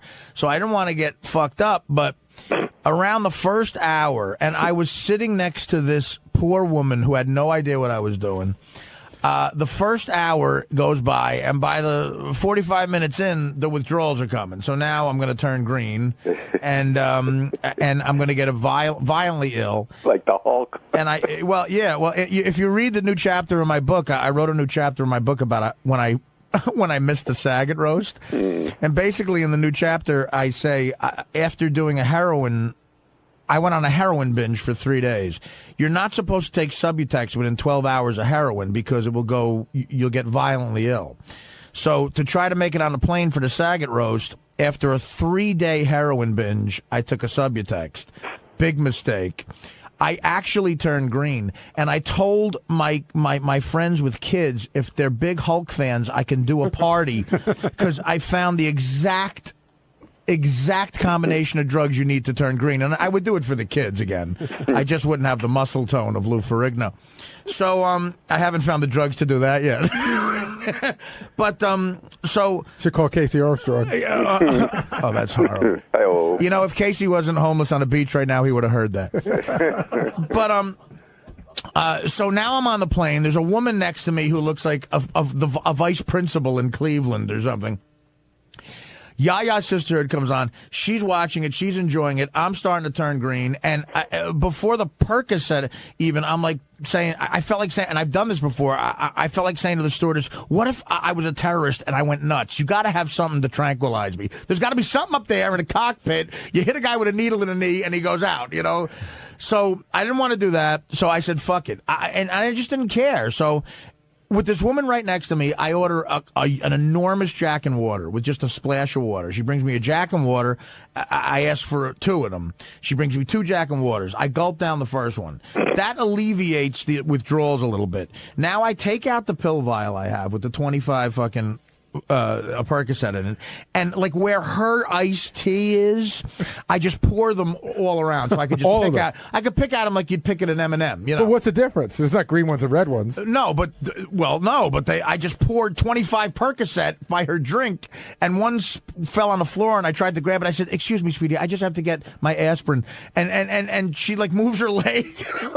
So now I have 25 Percocet in front of me. So now I got the drink in me, and I'm like, fuck it, I can't do this. I got another 3 hours. So I take 5 of them immediately. I just pop them. And now it's okay. It's all right. She's looking at me like, what's this poor guy doing? Clearly, I'm screaming for help. And 5 makes me feel all right. I take another 5. I gulp a little more Jack Daniels. Now I'm feeling like, Miles Davis at Carnegie Hall. I'm like, I'm great, man. I'm Sade all of a sudden. And if she did drugs. And but the fucked up thing is now I could finally enjoy the movie. So, it's like, so now I'm starting to ask the chick, so what happened in the beginning? Like, why is Sandra Bullock mad at her? Like, and so as I took more Why is he treating her like shit? This is horrible. Yeah, right, Ralph. I'm going like, oh, come on, that didn't happen. He's not calling her back? And then I'm like, I figured the more I took, the better I'd feel. So on the plane, I took about 19 of them. How long does it take? Like you take that first round, right? Yeah. And you feel good, and then you get paranoid that it's not going to last. How long between that first round and then like more? Can you wait 10 minutes, or is it like almost like instantaneously? Like Ralph doesn't know. He hasn't done this a million times at the Sound Factory. But well, I'm just wondering how you take yours. Yeah.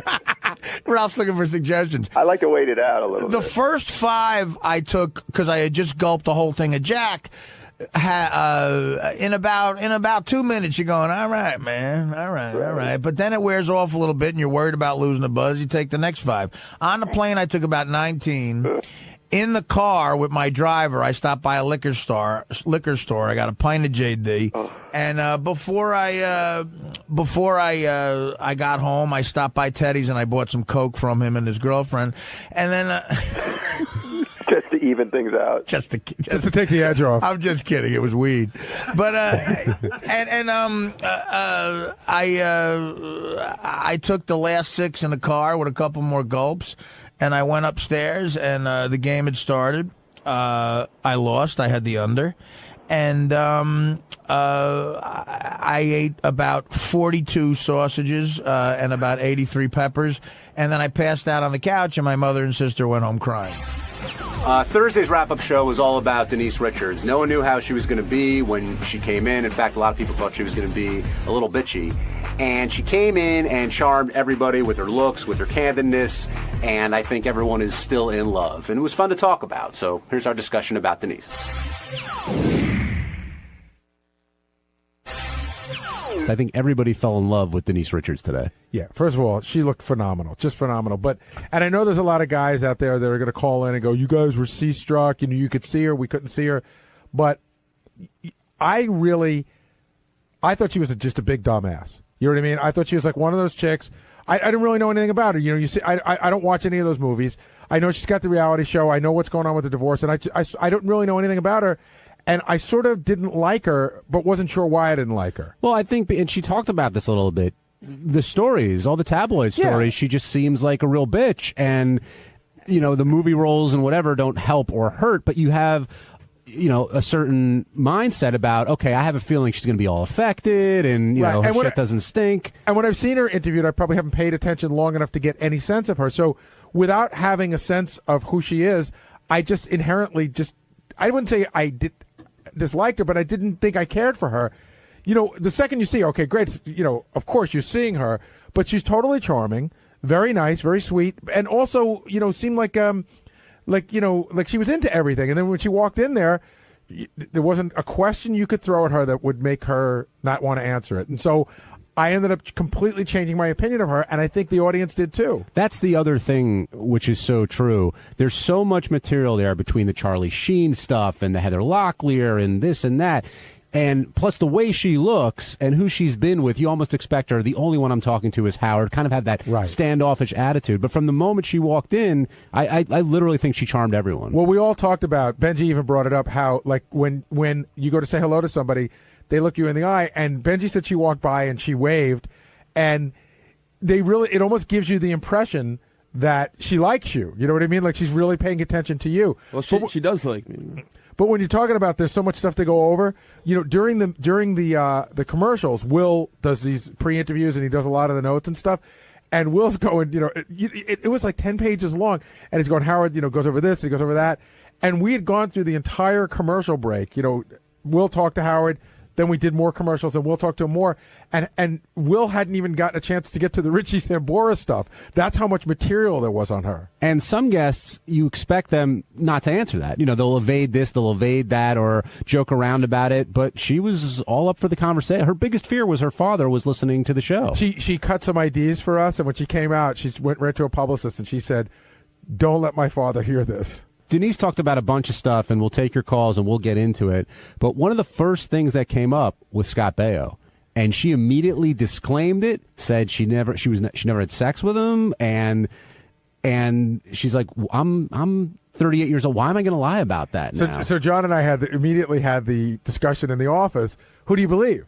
You know, it's Scott Baio versus Denise Richards, right? So and John and I sort of thought that like.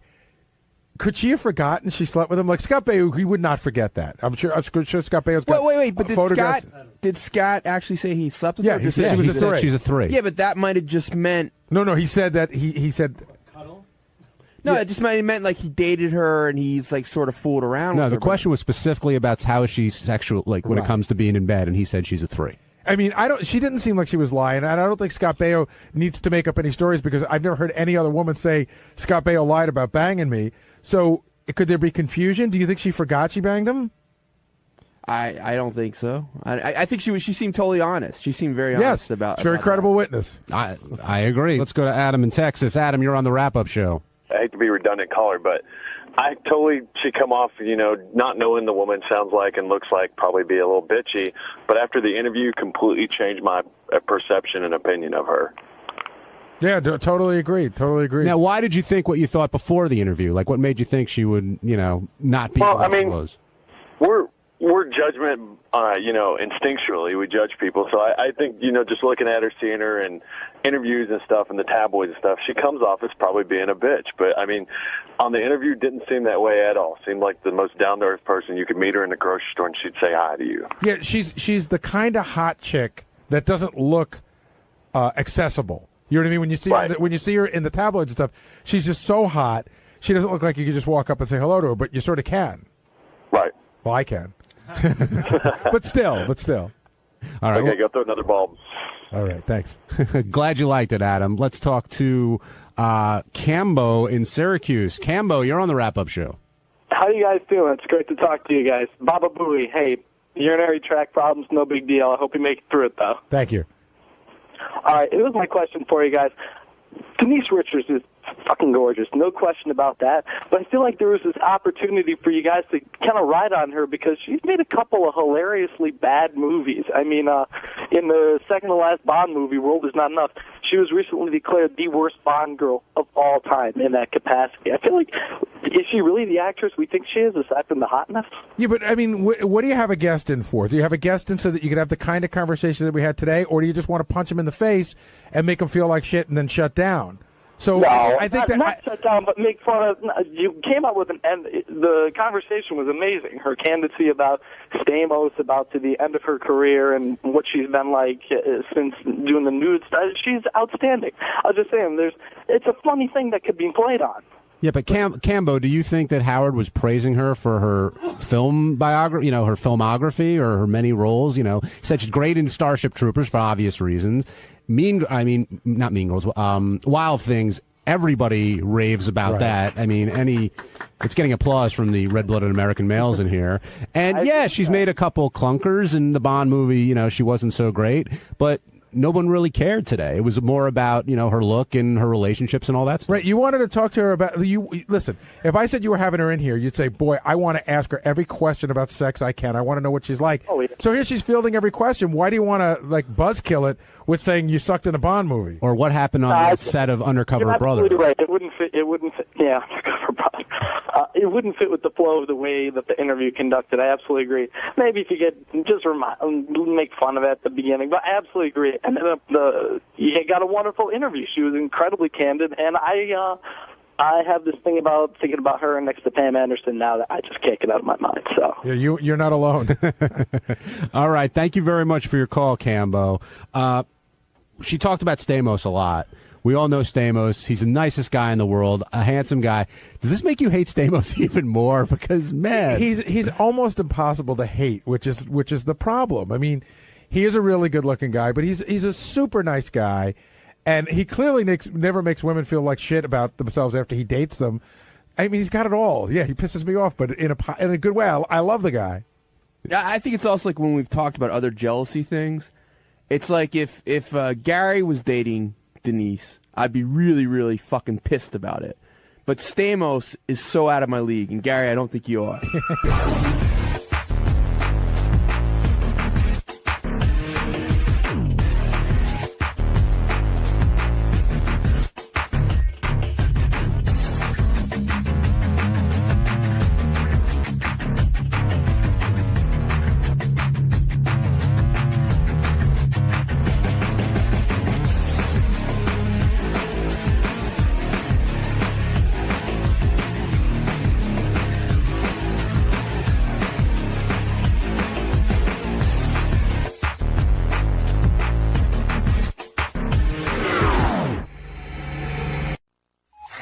This is the best of the wrap-up show. A recap and behind-the-scenes look with John High and Gary Dell'Abate. The best of the wrap-up show begins now.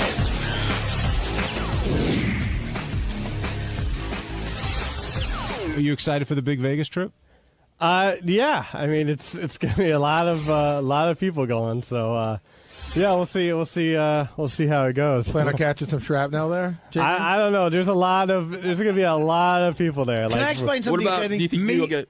Go ahead, Bench. No. You sure? You're going to be JD. Will you be? You're going to be at Artie's event, which they're picking the Miss Howard TV. So Me and Ronnie, right? And aren't you going to be holding a camera? Well, yeah. Can't you act like you're in charge? Like, okay, move no, over. Well, I mean, it just depends on the situation. You got to talk to Ganji. Ganji's utilized that stupid camera for years to get laid. Really? He doesn't seem to be getting laid all that much. He gets laid. He just doesn't talk about it. He hits chicks over the head with the camera, and then he fucks her. Listen, Gary is right. At every gig I have JD. When I'm an hour in and I can't speak because I have emphysema, I need some water. So it used to be Teddy, and I'd get the whole place to chant homo. It was great. But now JD comes out, and people love JD. Right. When he comes out, he gets an enormous cheer, and I'm like, I go to the girls, someone fuck him. And I guess maybe it's happened a few times or no times. How's it going with that, bro? It has not happened at all. Hold on. A couple of times there have been, situations where I've hung out with girls, but nothing came of it. Some pictures, it looks like you're fucking Teddy in Detroit, St. Louis, Vegas, L.A., well, Pittsburgh. That's how it is. Artie, you might have to take it to the next level. You might have to say, "Who's willing to fuck JD? Please come up to the stage." Well, it might turn into I have to fuck JD. Well, I mean, because it's a lot of girls that have guys that come to the shows. Tell me which guys. I know people that can make them disappear. Well, they could be on a flight to Detroit and be there in an hour. The guy won't ever be found again. Well, last time you guys were in Vegas, you helped JD out a lot, Artie. Remember? Yeah, I paid for it. And there's no shame in that, by the way. Listen. See the movie The Hangover. The Hangover will make people think differently about Vegas whores. They can be very sweet. Yeah, she was so nice and clean and cute. No, right now Vegas whores get a bad rap. You going to be hanging with Ronnie? I don't know. I know we're going to go to the big appearance at the Rick's, whatever. Oh, I'm going. Here's the schedule. Here's the schedule Saturday, right? And if this doesn't get a guy hold on. Ronnie's Friday night. Okay, whatever the fuck it is. Friday night, we're going to Rick's every night, asshole. Okay. Every night there's a party at Rick's. All right. So Friday night's the official Ronnie party at Rick's. Saturday, if we go to sleep, we get up. And in the afternoon, me, Ronnie, and all the guys judge the new Miss Howard TV. They're expecting 200 women by the pool at the Hard Rock. Mm-hmm. We're the judges. And the ones that we like go into something called the Chick Pit.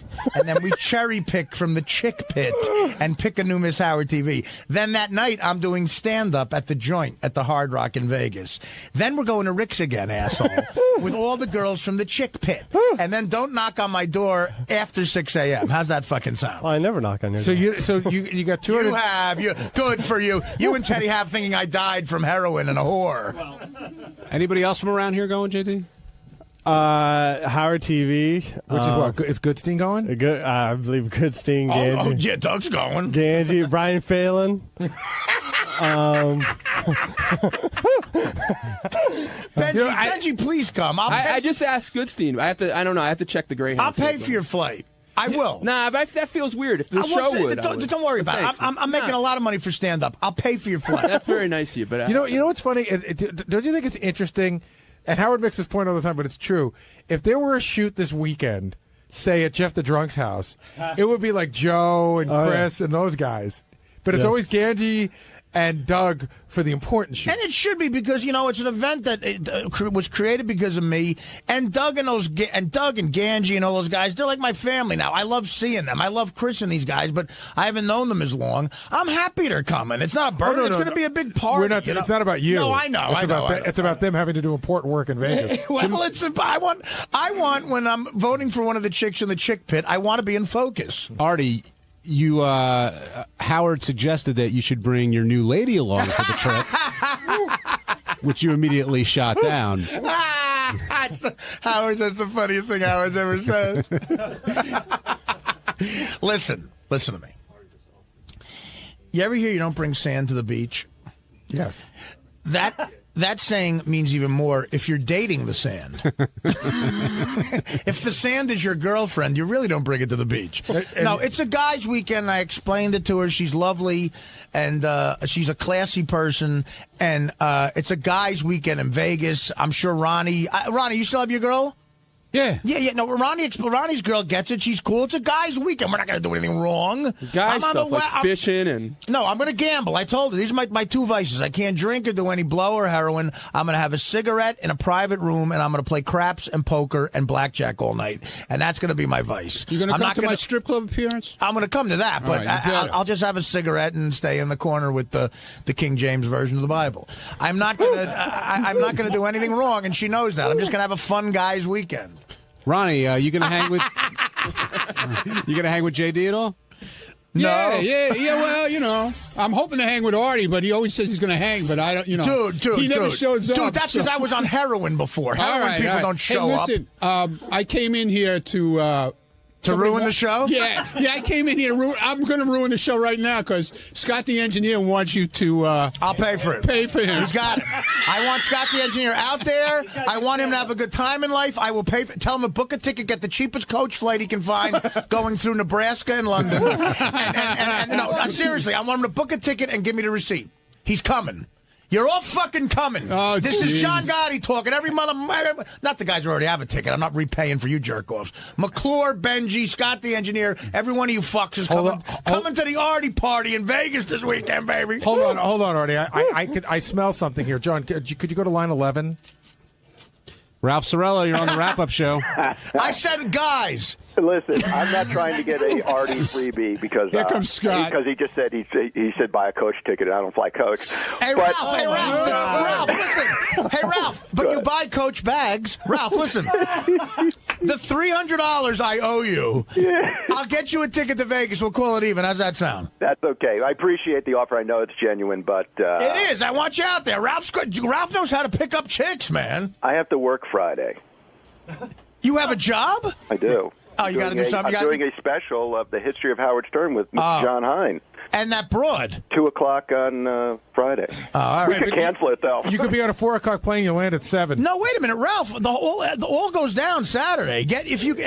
With the time change, you could make it. Get on a 7 a.m. flight Saturday. You could be in Vegas by 11 a.m. He's done it 2:00 nice here. Offer. I tried to get in on it like weeks ago when you first announced it, and I said to Doug, hey, Doug, Howard has me in judging things all the time. How about you have, Howard TV has me there to do that. Ralph would be great for that. Yeah, Doug didn't see the value in it, but he figured he needed to be there. But listen, I'm serious. Ralph, if you got to work for Howard, that's one thing. But Scott, McClure, and Benji, I'm telling you right now, you got to get your own tickets. Take care of yourself. Get nonstop coach tickets back and forth. And you give me the receipts, and you will get the money. Scott, are you going to go? It's an Artie party. Are you going to go? What about a room for him? Artie just... Yeah, what about the room? Not that much of a party. He's crashing with Ronnie. Listen, hold on, guys. We'll get your rooms. We'll get everything. I'm bringing 4,000 gambling degenerates to the joint that night. The money they're going to make's insane. Everything's going to be free. Private plane. Yeah, private I'm plane. not Howard.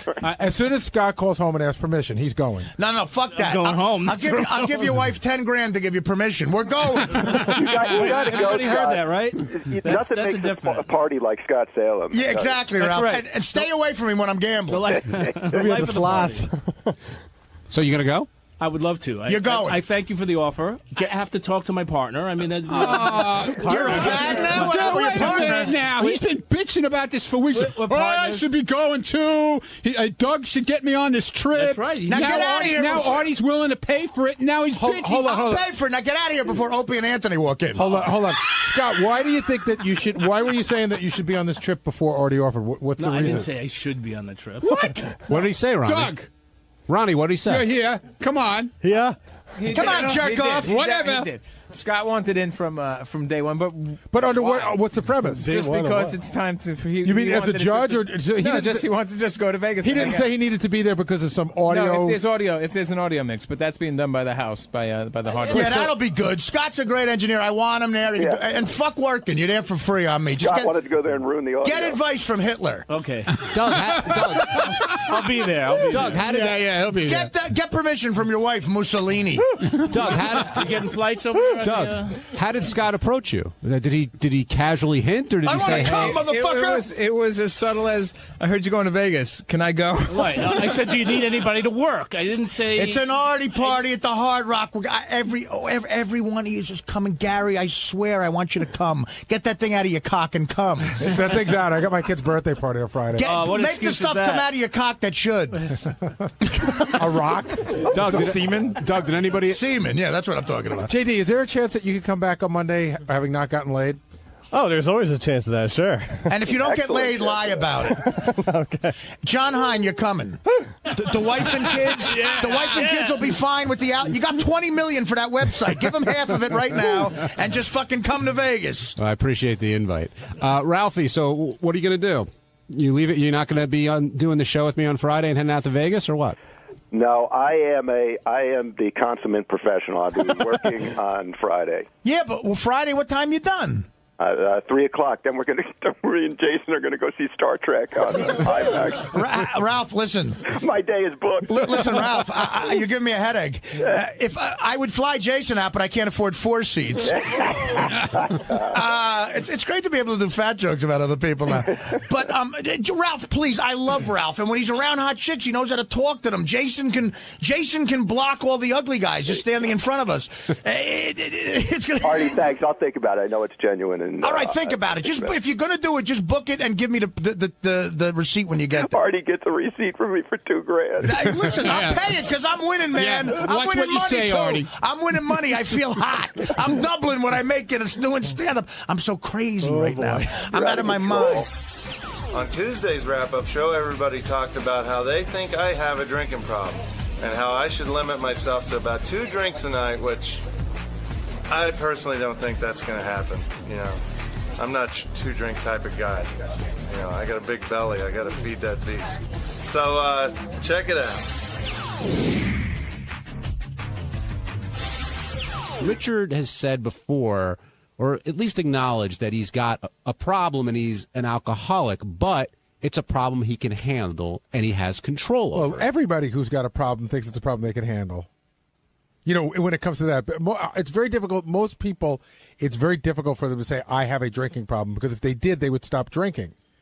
Richard admits he has a drinking problem and then continues to drink. I don't think Richard's ever going to stop drinking. I mean, he thinks he's a social drinker. I think he's lying when he says he sees it as a problem. I think he's placating us. I don't think he sees it as an issue.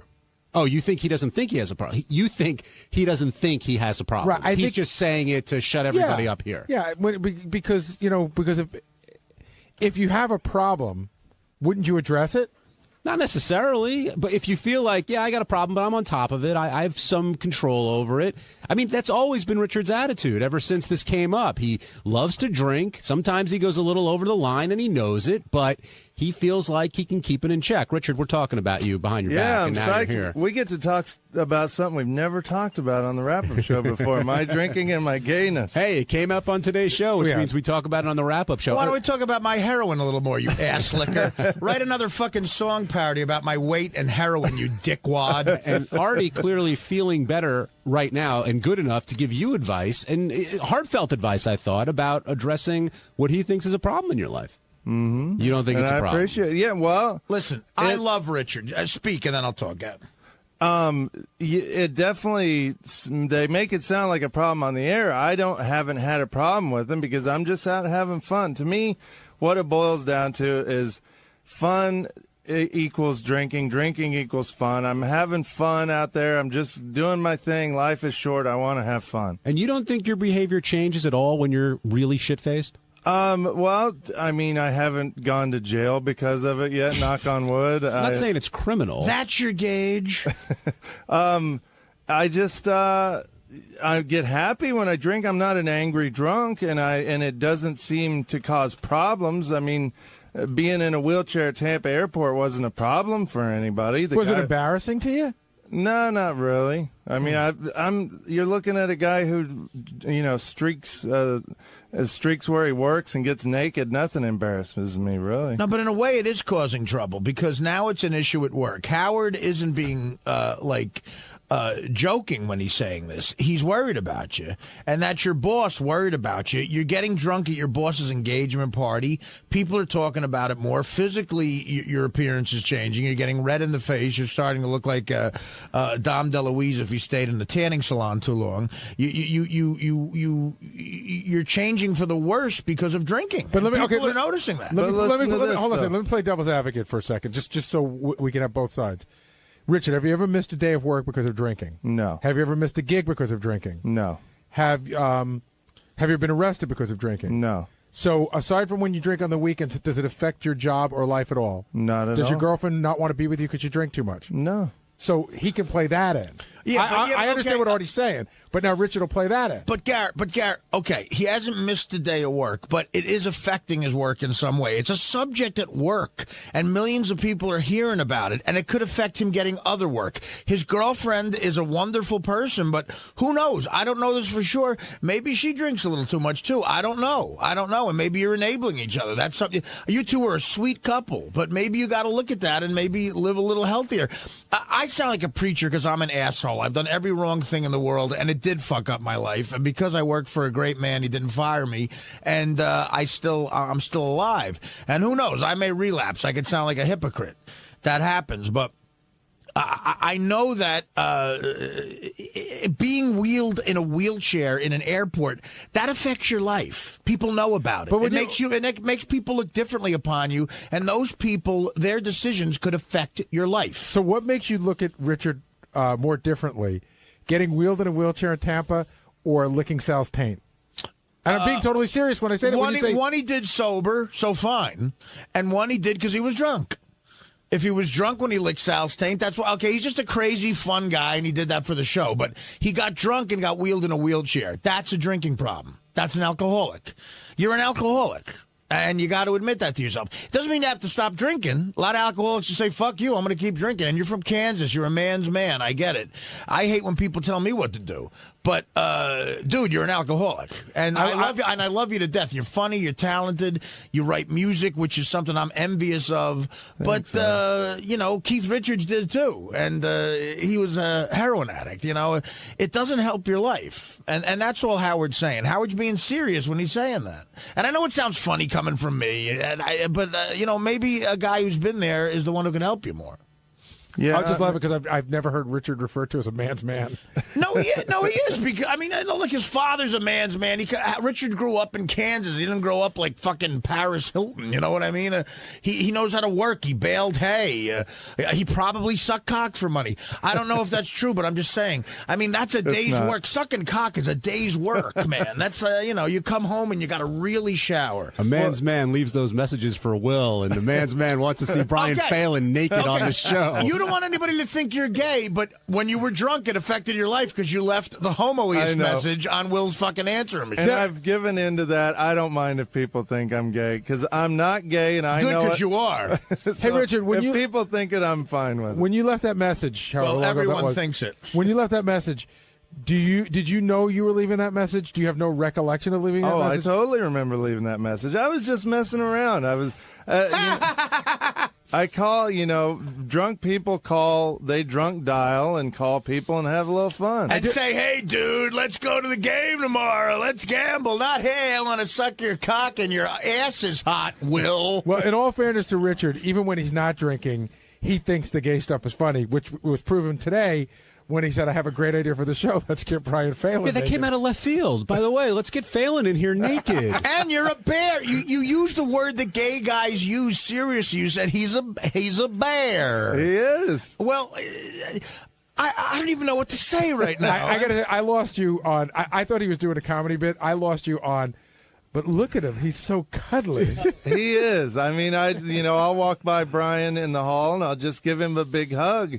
And not as a gay thing. It feels good. It's like you're hugging a big beanbag or something. There's just something that feels good about wrapping your arms around something that's big and soft and cuddly. And rubbing your soft on against his leg. And I got news for you, dude. When people say when they hug me, it feels the same way. And if you hug me in the hall, I'm dropping you.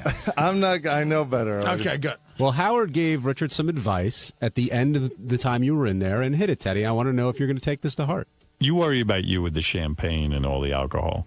Limit yourself to 2 glasses. Oh, forget it, Howard. That's Robin, no fun. That's ridiculous. This is what's going to prove to him he's an alcoholic. You're not allowed to have more than 2 drinks a day.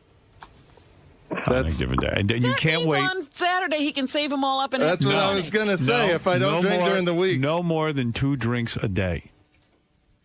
2 drinks a day? That's tough. And you can't save him up. You can't wait till Sunday and have 14. Yeah, because if I don't drink during the week, I get 10 drinks on Saturday. Why is that so tough? I mean, you're a fun-loving guy. You need to drink to have a good time? It definitely helps. Like, try going to a bar and not drinking. It's just boring. I do every weekend when I do stand-up. And you know what? I commend you for it. It's hard. It takes willpower. It takes willpower. But I think he's saying you have to do that because it's all or nothing. And Richard's saying in his mind, I've got it under control, but does he? Under control? No, he doesn't. He doesn't have it under control. Well, that's where you're fooling yourself. I know. Okay.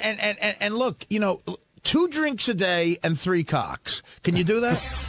Hey, what's up? This is Will, and on Wednesday's wrap-up show, we talked about how everyone in the studio took off their shirt to show off their amazing bodies. A couple people called me in, but I wasn't going in there. I couldn't compete with, Jason, Benji, and Artie for best bod, so I'm out. There was a moment when everyone's shirt was off in the studio. How did that happen, and what was going on there? Almost everyone's shirt. What happened was if you were in the studio, you got caught up in that. Well, first of all, that caller called. What's the guy's name, Will? Johnny Boy. John Boy. Is John Boy gay? Or was he just being goofy? Which was all weird. He wasn't even being goofy though. I didn't understand what he was almost angle acting was. gay today. But I mean, he got something going. So I know he wanted to see Howard. And then everybody started taking their shirts off. Then they called in Richard, and Richard will do anything. And then Sal came in, and then Artie did it. Which listen, he did it when he was a lot heavier, so I could understand that. But they kept calling for Will, and Will was pretending like he didn't hear. They kept calling for me. I was pretending like they didn't hear. And then at one point they even called. I threw Tim under the bus to try to get out from under it because I just didn't want to deal with it. But Jason took his shirt off. And Benji, of course, too. But Benji's part nudist. And Robin declared Fred looking the best with everybody's shirts off. And I disagree with that. Like, Fred has the overall like a great physique. It's very masculine. Howard has an incredible chest. If you look at it. So your vote would have been for Howard. If you listen individually on the chest alone, his chest beat anyone in there. Overall physique and shape, it's Fred. Yeah, Fred has a great masculine shape. Didn't look that hard. And Gary, was there any way you were going to go in? I mean, I don't need to be in there. I don't need affirmation that I'm fucking fat. You know what I mean? Like, I don't need to see it. You thought that's what was going to happen? Oh, no. And I, for one, am one of those people. I haven't worked out in so long. Like, I'm one of those ones when I take my shirt off, it's not like, oh, Gary doesn't look so. Gary looks fatter than he is. I'm as fat as I look. Well, didn't Howard say that whoever wasn't willing to do it clearly has some kind of problem, or I think hang up? Yes, I got a hang sort up. of hang up. I totally have a hang up. I don't want to look fat. Now, what about you? Often requested Will Murray. I don't know. I just didn't want to deal with it. Everyone was like taking their shirts off, and I don't need to go in there and be judged by people. It's just whatever. It wasn't like it was gay or whatever. I just didn't want to deal with it. Yeah, but see, I don't I don't understand you. You're like the girl with big tits who won't be in the wet T-shirt contest. You're at least in good shape. Yeah, do you feel you have a good body? I think it's okay. Are you comfortable in your own skin? Yes, I'm comfortable in my own skin, but do you think like people would have said, "Well, wow, it looks great"? I think they'd be like, "Oh, he looks all right. Yeah, whatever." I don't think it look bad or anything. You know, I don't know. I think you got the pictures are all over the internet of you with your shirt off everywhere. Horrible, I don't need that horse shit. We'll just want some thinking about what it could look like versus actually seeing. Exactly. I'm sure in their imagination it's much better. Keep Richards. Keep the mystery alive. It certainly isn't Richards. Okay, who looked the worst in there? Well, Jason.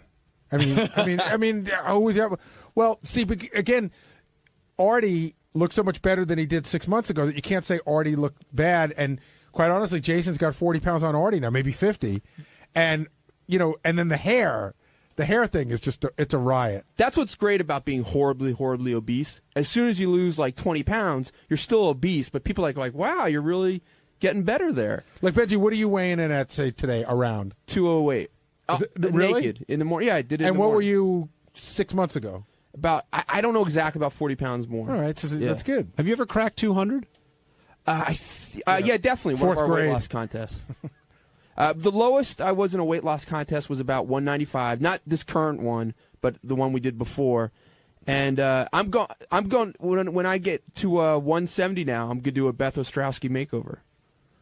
Nice, congratulations. We only have a year and a half left. If she's into it, if she's up. Will, you agree? You think Jason was the? I mean, there was a couple big at? boys in there with their issues. Like Benji kind of had some like side titty going on. You guys always said I'm trying to Artie make my has lats like just horrific stretch marks the entire way around his stomach, and Jason's just an overall mess. What's with the rash on Richard that everyone was talking about? Like he had he had like chicker bites on his titties. I mean, he doesn't shower for weeks. Is it really? Is that much really of a true? surprise? I mean, is that really, really true? Does he really not shower for more than a week at a time? Yeah, I would say a week stretch would be not out of the question. That would explain, your body just gets oily and gross and everything. It's sweaty. I thought Jason is so odd looking. It doesn't look gross. It looks almost like some sort of animal It's or something. fascinating. It is. It looks like one of those like a Coney Island sideshow. It's a Weevil Boy or something like that. You mean he's deformed in some No, he way? looks like he's part animal. Like when he takes his shirt off. He really is very hairy. I mean, he's very uptight about it. And he's joked about it, how the Korean woman wanted to charge him double, but he really is a very hairy dude. Well, if he's uptight about it, why is he taking off his shirt when he's in there? Because he'll do anything for Howard. Howard ordered he really him will. to. He loves Howard. He's very parish. I think that's what his issue is. It's not like a big guy that's like a fat guy. Sometimes they have a bigger upper body. He's kind of like a little slender up top, and then it gets bigger as you get down in the gut area. Again, not to get too gay, but even like with Artie, Artie does have the stretch marks and stuff, but you could see Artie's got the physique of a guy who was in shape who got out of shape, as opposed to a guy who was never in shape. Right. Jason's like a giant. I don't know what they're called, like those things, but he's even more expanded, like a triangle. Those things you punch, but they keep bouncing back up. Thursday's wrap-up show was all about a legendary record holder who's taken 2,700 loads to her face. Yes, I'm talking about Sabrina Deep, the Bukkake queen, and we're all fascinated by why she's doing it, her husband Fabio who showed up, and God knows we love to talk about stuff like that. And here's how the discussion went. The big guest today was the Bukkake queen and her husband Fabio. And Gary, you never know what you're going to get when the Bukkake queen shows up. Yeah, I looked at the website yesterday. She looked okay. I was looking at the notes. I was like, 2,700 loads on the face, the whole deal. But, you never know what somebody's personality is going to be. That's where we trust Will. Will said she'd be pretty good. So she came on. She was willing to talk about everything. But she started to talk about her husband, Fabio, and the weird rules that they have. And Ronnie walks over to me. He goes, Fabio's in the green room. So I said, Will, put up a note. Fabio's here. And Howard brings him in, and he was exactly what you expect Fabio to be. How would you describe Fabio? Italian-looking, middle 30s, sort of shell-shocked looking. And he was wearing a weird thing. He had a T-shirt tied around the front of his pants. It looked like he was wearing a skirt, but it was just a T-shirt. But mild-mannered, quiet, that sort of thing. Not who I expected to be the husband of a porn star. Right. Did you have any indication that he enjoyed pissing on his wife? Well, I mean, the indication was that he's married to her. You figure. I'm only guessing, but if she does that in her porn life, I think that some of that spills over to real life. Even though porn stars say it doesn't, I think it starts to get blurry. So I would assume that she likes a guy who is into some interesting stuff. Well, he mentioned that he is very much aware of what she does and what she did, and he'd rather know what his wife's doing than not know what his wife is doing. I mean, listen, you can rationalize anything. His great line was, he turns around to Howard and he goes, listen, you know, I know where my wife is all day. He goes, you don't know where your wife is. You don't know how many loads she's getting on her face. As if all women get loads on their face. Now, did Sabrina pronounce Bukake? That's what Steve Brandano told me. Is that the correct pronunciation? I heard a traditional pronunciation. I heard her favorite baseball player is Carlos Beltran. And is 2,700 loads to the face, is that a record as far as you know, Will? Oh, definitely. 2,700 different men. I think JD is like 2,500, so he's just under. And where do you think the office is that keeps those records? Yeah, right. There was an actual guy. Remember, we had it was like sexualworldrecords.com, I think, is a website, and he would come bring all these girls in that were trying to break these most heinous records. Now, do you think she enjoys it at this point, or is it just I couldn't going to work? I think she believes she enjoys it. Yeah, I couldn't come up with a better explanation of why. I mean, she didn't seem that damaged. Obviously, there's something going on there, but it wasn't like she was like horribly molested as a kid or she was a prostitute for a while. It just seemed like she liked the attention that she gets from it. Now, did you guys know that bukkake was a form of Japanese punishment, as she described? I knew it was Japanese, because that's where we first found out about it. We used to get, in the late 80s and early 90s, we used to get these bizarre Japanese porn movies that we were fascinated with. Like, one of them was one of our favorite ones. It wasn't like we liked the actual act itself, but it was funny watching this woman's walking on the beach, and suddenly, like 50 Japanese guys, surround her. And then all of a sudden, like 10 Japanese guys are carrying a giant toilet, almost like a throne, and they bring it onto the beach, and then they sit down and they all yell at her to shit into the toilet. So we've always been interested in where it goes. We know that like Japan has wacky shit going on. They're a very repressed society, those Japanese. Now, Sabrina was literally up for anything, and Teddy hit number one. At one point, Howard asked, "Is there anything that you wouldn't do?"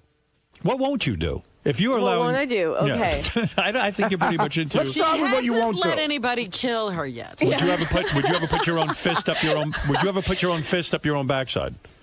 I've done that. You have done that. Yeah, I just started doing that. Actually, I was really surprised that it went up. You pushed your whole fist. Do that? You're an amazing girl. So clearly, and she later described how it compared to other things being in her ass, but to stick your fist up your own ass, that's a talent. Well, Will had mentioned that he found out in the pre-interview that she could stick her fist up her backside and in her private parts, like one fist in one place, one fist in the other place. I actually wanted to see that. Call me kooky. It didn't turn me on, but that's almost like going to the circus. Like, you go, they tell you the man with two heads, and you go, that's not possible. They pull the curtain. Like, I wanted to see it that way. What did you think of Sabrina, I guess, in Fabio's rules? Where they drew the line. No kissing. It is interesting that that there's. You think that in this world there's no rules, and then you find out they have rules. I like the finger rule, not because of what it meant, but just because of the hygiene aspect of it. Meaning, there's rules. There's a rule for the rule. There's no fingering, but if you do follow the rule of cutting your nails correctly and hygienically washing them, then a finger's okay. Now, you guys book a ton of guests for this show. Did you think they had any chance of getting on Ellen or Regis on this trip in this time? They barely had a chance of getting on here. You got to love how naive they were about that. Well, see, that's what I loved about her as a guest. She totally knew that she'd never get on those shows, but she found it sweet that Fabio wanted her to get on those shows. Was going to make those calls. Did they say that they actually made a call? Did Fabio make the call? Email. Yeah, they sent emails, right? Yep. They probably thought, like, Regis people probably thought it was like one of those disgusting spams. They're probably having their computer scrubbed right now. Well, did you know about the UFO sighting? Yes, she went into great detail about how she saw this UFO and it actually chased her down the country road for a while, and she had a whole thing. I mean, she seemed to know how bizarre it sounded, but she definitely believed it. That was another great moment. Howard goes, well, where'd you see this UFO? And she goes, well, it was a rural road in Canada. And I'm going, of course it was. Now let's talk about that Sibian ride. What were you wearing two masks for that? Well, as I'm running in the door, Will goes, put your mask on. She's a squirter. So just trying to warn him. Which I thought was really nice of you, Will. Of course. So I went for the mask that gave me the best coverage. And then she said, she even sort of referenced it. It was a lot of talking going on at once, and the microphones weren't all where they were supposed to be. But she did say, oh, do you have the mask on? Because I am a squirter. And I don't know if that got on mic or not. So luckily she didn't do that. But yeah, I'm always aware of that now. Fool me once. And what did you think of the ride? I thought the ride was one of the most amusing rides I've ever seen. I mean, I don't know how real it was. Again, not to get so graphic, but sometimes these women sit on the Sybian and sometimes they ride the Sybian. She was riding the Sybian. She was like really like rubbing up against it, moving back and forth. But from an audible point of view, it was one of the funniest things I've ever heard in my fucking life. And at the end, why did Fabio tell Howard to back off? What happened during that? I didn't see. We were trying to figure it out. I mean, his mood definitely changed after the Sybian ride. He got more defensive and was like, all right, stay away from my girl type attitude. Yeah, I almost felt like it was my fault, like she busted a nut while I was turning the knob, but I didn't have anything to do with it. I mean, to be quite honest with you, I turned it up full tilt about 20 seconds in, just sort of put it down.